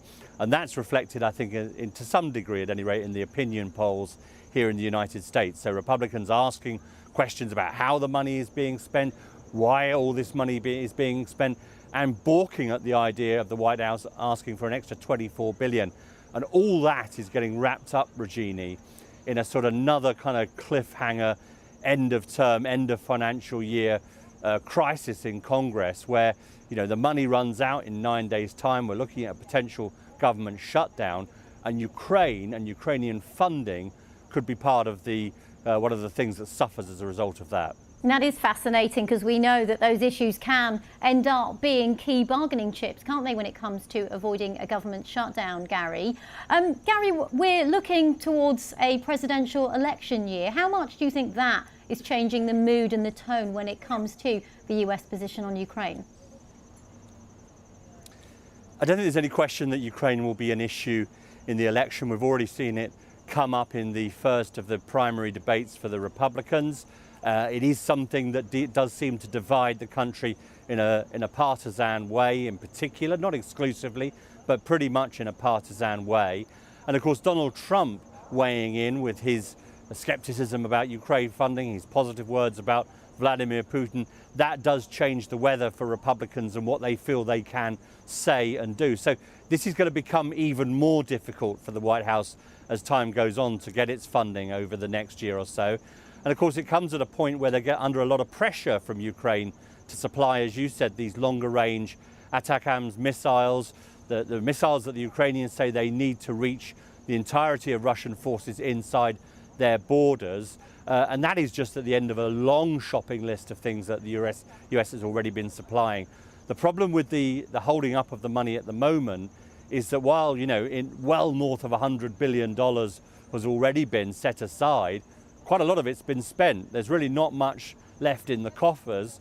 And if there's no more money forthcoming immediately, that could seriously damage the offensive in Ukraine, even though European countries are starting to give more. Gary O'Donoghue at the White House. Good to talk to you. Now, the Polish government says it's still carrying out previously agreed deliveries of weapons and ammunition to Ukraine. The statement was issued a day after the Polish Prime Minister, Mateusz Morawiecki, said his country was no longer supplying arms to its neighbours. Now, his comments marked another step in the worsening relationship between the two countries. It's linked to an argument over grain. Russia blocked many export routes of Ukrainian grain following its invasion last year. This led to grain flooding the market in Central Europe and to the EU banning imports in order to protect its own suppliers. Well, last week the EU import ban was lifted, but Poland, along with Slovenia and Hungary, kept it in place. Yesterday, President Zelensky criticised the move at the United Nations, sparking this reaction from Poland's government. Apologies, we don't have that clip to play you, but we can now go live to Warsaw and chat to our Eastern Europe correspondent, Sarah Rainsford. So, Sarah, how significant is this development, given the close ties that Poland and Ukraine have shared recently when it comes to the war? I think it's precisely because of those close ties and that really staunch support that Poland has shown since the beginning of the war, since the beginning of Russia's full-scale invasion of Ukraine. I think that's why these comments are so significant, because they're not the first. At the heart, this is a dispute over grain. The latest comments by the Ukrainian president of the UN talking about those who were resisting imports of Ukrainian grain, basically playing into Russia's hands. Those comments went down really badly here in Poland, and the backlash was instant. The government comment here talking again very critically of Ukraine and specifically essentially escalating it by saying, OK, we're stopping the transfer of weapons. But if you look more closely at what actually the Prime Minister said, what he said was there would be no further transfers of weapons. And then he said...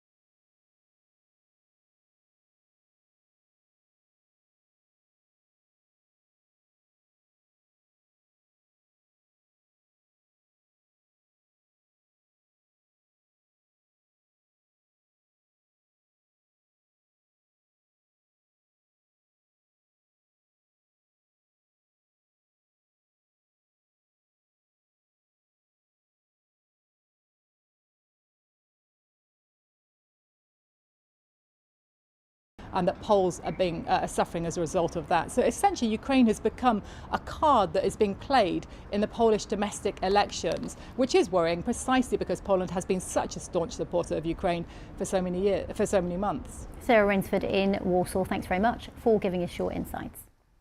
Well, staying on this subject, we can now speak to Paul Nott, a former British diplomat who spent time in Ukraine and Russia. Thanks very much for joining us. Lots to go through. Let's start with President Zelensky back in the United States. He's going in with another shopping list. He needs more support.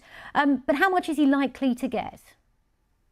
I think it's going to continue the support. Obviously, as time goes by, it gets more and more difficult as the US sort of approaches its own elections next year. There's I suppose, an extreme wing of the Republican Party. It's kind of seized on the Ukraine issue as something they want to push on, you know, in a sort of a tradition almost of isolationism on one wing of US politics.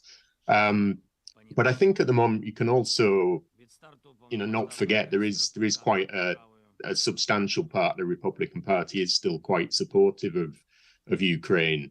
You know, including I think it's still the case, sort of significant Trump supporters like Senator Lindsey Graham. So it's not drastic yet, but obviously this continued effort by Zelensky in Ukraine to try and sort of keep shoring up the support, keep the support coming is really, really important. And Paul, this comes at a very different time. A year ago, when President Zelensky, or last December, when he addressed a joint session of Congress, he gave Kamala Harris and Nancy Pelosi a Ukrainian flag, which I recall was signed by soldiers who'd been fighting in Bakhmut. The gains that were made back then, some of them have been lost now, places like Kherson. How does the battle map change some of the conversations that Mr. Zelensky is having? Well, just one point. I don't think Ukraine's actually lost anything. They're just not gaining at the moment as quickly as that incredible period last year. And that's, you're in a different situation now. I think, you know, Russia's purely trying to cling on to what it's taken already. So it's very much Ukraine having to force itself forward. And what's really important about the trip to the US and Zelensky's conversations with other supporters in Western Central Europe in particular is to just, they need more of the kind of weapons that will help them in that offensive push to push forward quicker and hopefully get this over much more quickly. Okay, and just very briefly, I mean, how significant is it that he's gone to the UN as well as to Congress, and then he's going to be meeting Joe Biden at the White House? So it's a packed schedule in the US. It is, yeah, and of course it's the perfect week, the UN General Assembly week, where many leaders from, I suppose, sort of different parts of the world, Asia, Africa, Latin America, that have often been a little bit more lukewarm in their support for Ukraine are present. And it's a chance for Zelensky, who, we've all seen over the last 2 years, is kind of a master communicator to try and enlist some of those leaders and countries a little bit more behind Ukraine. So yeah, it sounds like that's not going to shift overnight, but he sounds like he's made a very good case to them. And yes, the US is the country with the biggest capacity to supply military equipment as well as funding to shore up the economy. The Europeans are doing a lot and doing more, but the US is still pretty important. So he must keep going with this, trying to keep as many sort of politically influential people on side and behind Ukraine. Paul Knott, former British diplomat, thanks very much for sharing your thoughts on that story. Around the world and across the UK, this is BBC News.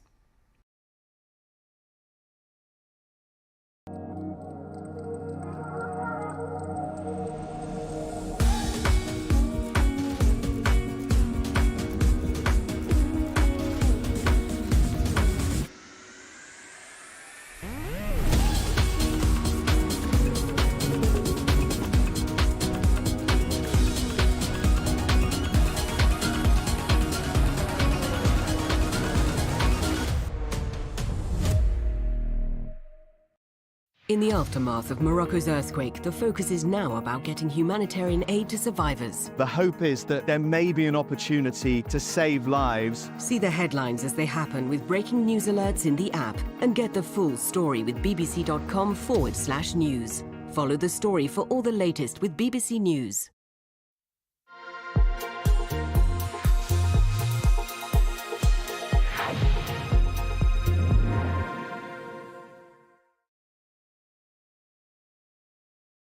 With BBC News. Now, India says it's suspending visas for Canadians as the diplomatic row between the two countries escalates. India's Foreign Ministry spokesman confirmed the temporary halt at a news conference today. A notice on the visa application portal said the suspension was due to operational reasons. Relations plummeted this week when Canada's Prime Minister Justin Trudeau said Indian agents may have been involved in the killing of a Canadian Sikh activist. He was shot dead in June near Vancouver. India described the accusation as absurd. It's warned its citizens to be cautious in Canada due to what it called a rise in politically condoned hate crimes. It also said Canada can expect the number of its diplomats in India to be reduced. Well, earlier, India's Foreign Ministry spokesman Arindam Bagchi was asked how this dispute was affecting India's global reputation. There's any country that needs to look at this. I think it is Canada and its growing reputation as a place, as a safe haven for terrorists, for extremists and for organized crime. And I think that's a country that needs to worry about its international reputation. Well, at the heart of this are calls for an independent homeland for Sikhs in India, in the northern state of Punjab, where Sikhs make up the majority of the population, while they're a minority in the rest of India. Now, there have been calls for an independent state, known as Khalistan, to be formed there for some time, with the movement reaching its peak in the 1980s, when there was widespread tension in Punjab, resulting in thousands of deaths. All political parties in India oppose Sikh independence, but supporters in the Sikh diaspora have continued to advocate for a separate state, with calls intensifying in recent years. Well, we can now cross live to Delhi and speak to our correspondent Zubair Ahmed. So, Zubair, another twist in the worsening tensions between India and Canada today. Absolutely. The crisis seems to be deepening between India and Canada, as just a few hours ago the Indian Foreign Ministry spokesman said that India wanted Canada to downsize its diplomatic corps in India, as he said that the Canadian diplomats were interfering in the internal affairs of India, and that's why they wanted some of them to leave India as soon as possible. It also said that it wanted parity in rank and number, as it said that the Canadian diplomats' number is much larger here as compared to Indian presence in Canada. And it seems like just before that, India suspended all sorts of visa services, including e-visa services in Canada. Thousands of Canadian citizens who wanted to come to India are they have to wait for some time before the services are restored. And Zubair, this seems to just keep on escalating. India continues to say that claims and allegations made by Canada's Justin Trudeau are absurd. Where does this go next, do you think? Well, India refuses to back down. There is no let-up from the Indian side. India says that it has shared a list of 20 people wanted by India who are now who are staying in Canada now, and but the Canadian authorities are refusing to cooperate with India, and they are refusing to hand over those people to India. And it also says that Canada has become a sort of a safe haven for Indian terrorists who are taking refuge in Canada. It seems like there is some people I've spoken to this morning. They said that enough is enough. It has gone too far, and both sides need to back down a little bit. OK, Zubair Ahmed live in Delhi on the latest on those worsening tensions between India and Canada. Thank you very much for joining us. A reminder of our top story, that is, of course, that Rupert Murdoch has announced his retirement as chairman of Fox and News Corp, handing his leadership to his son, Lachlan. Stay with us here on BBC News. I'm Rajini Vaidyanathan.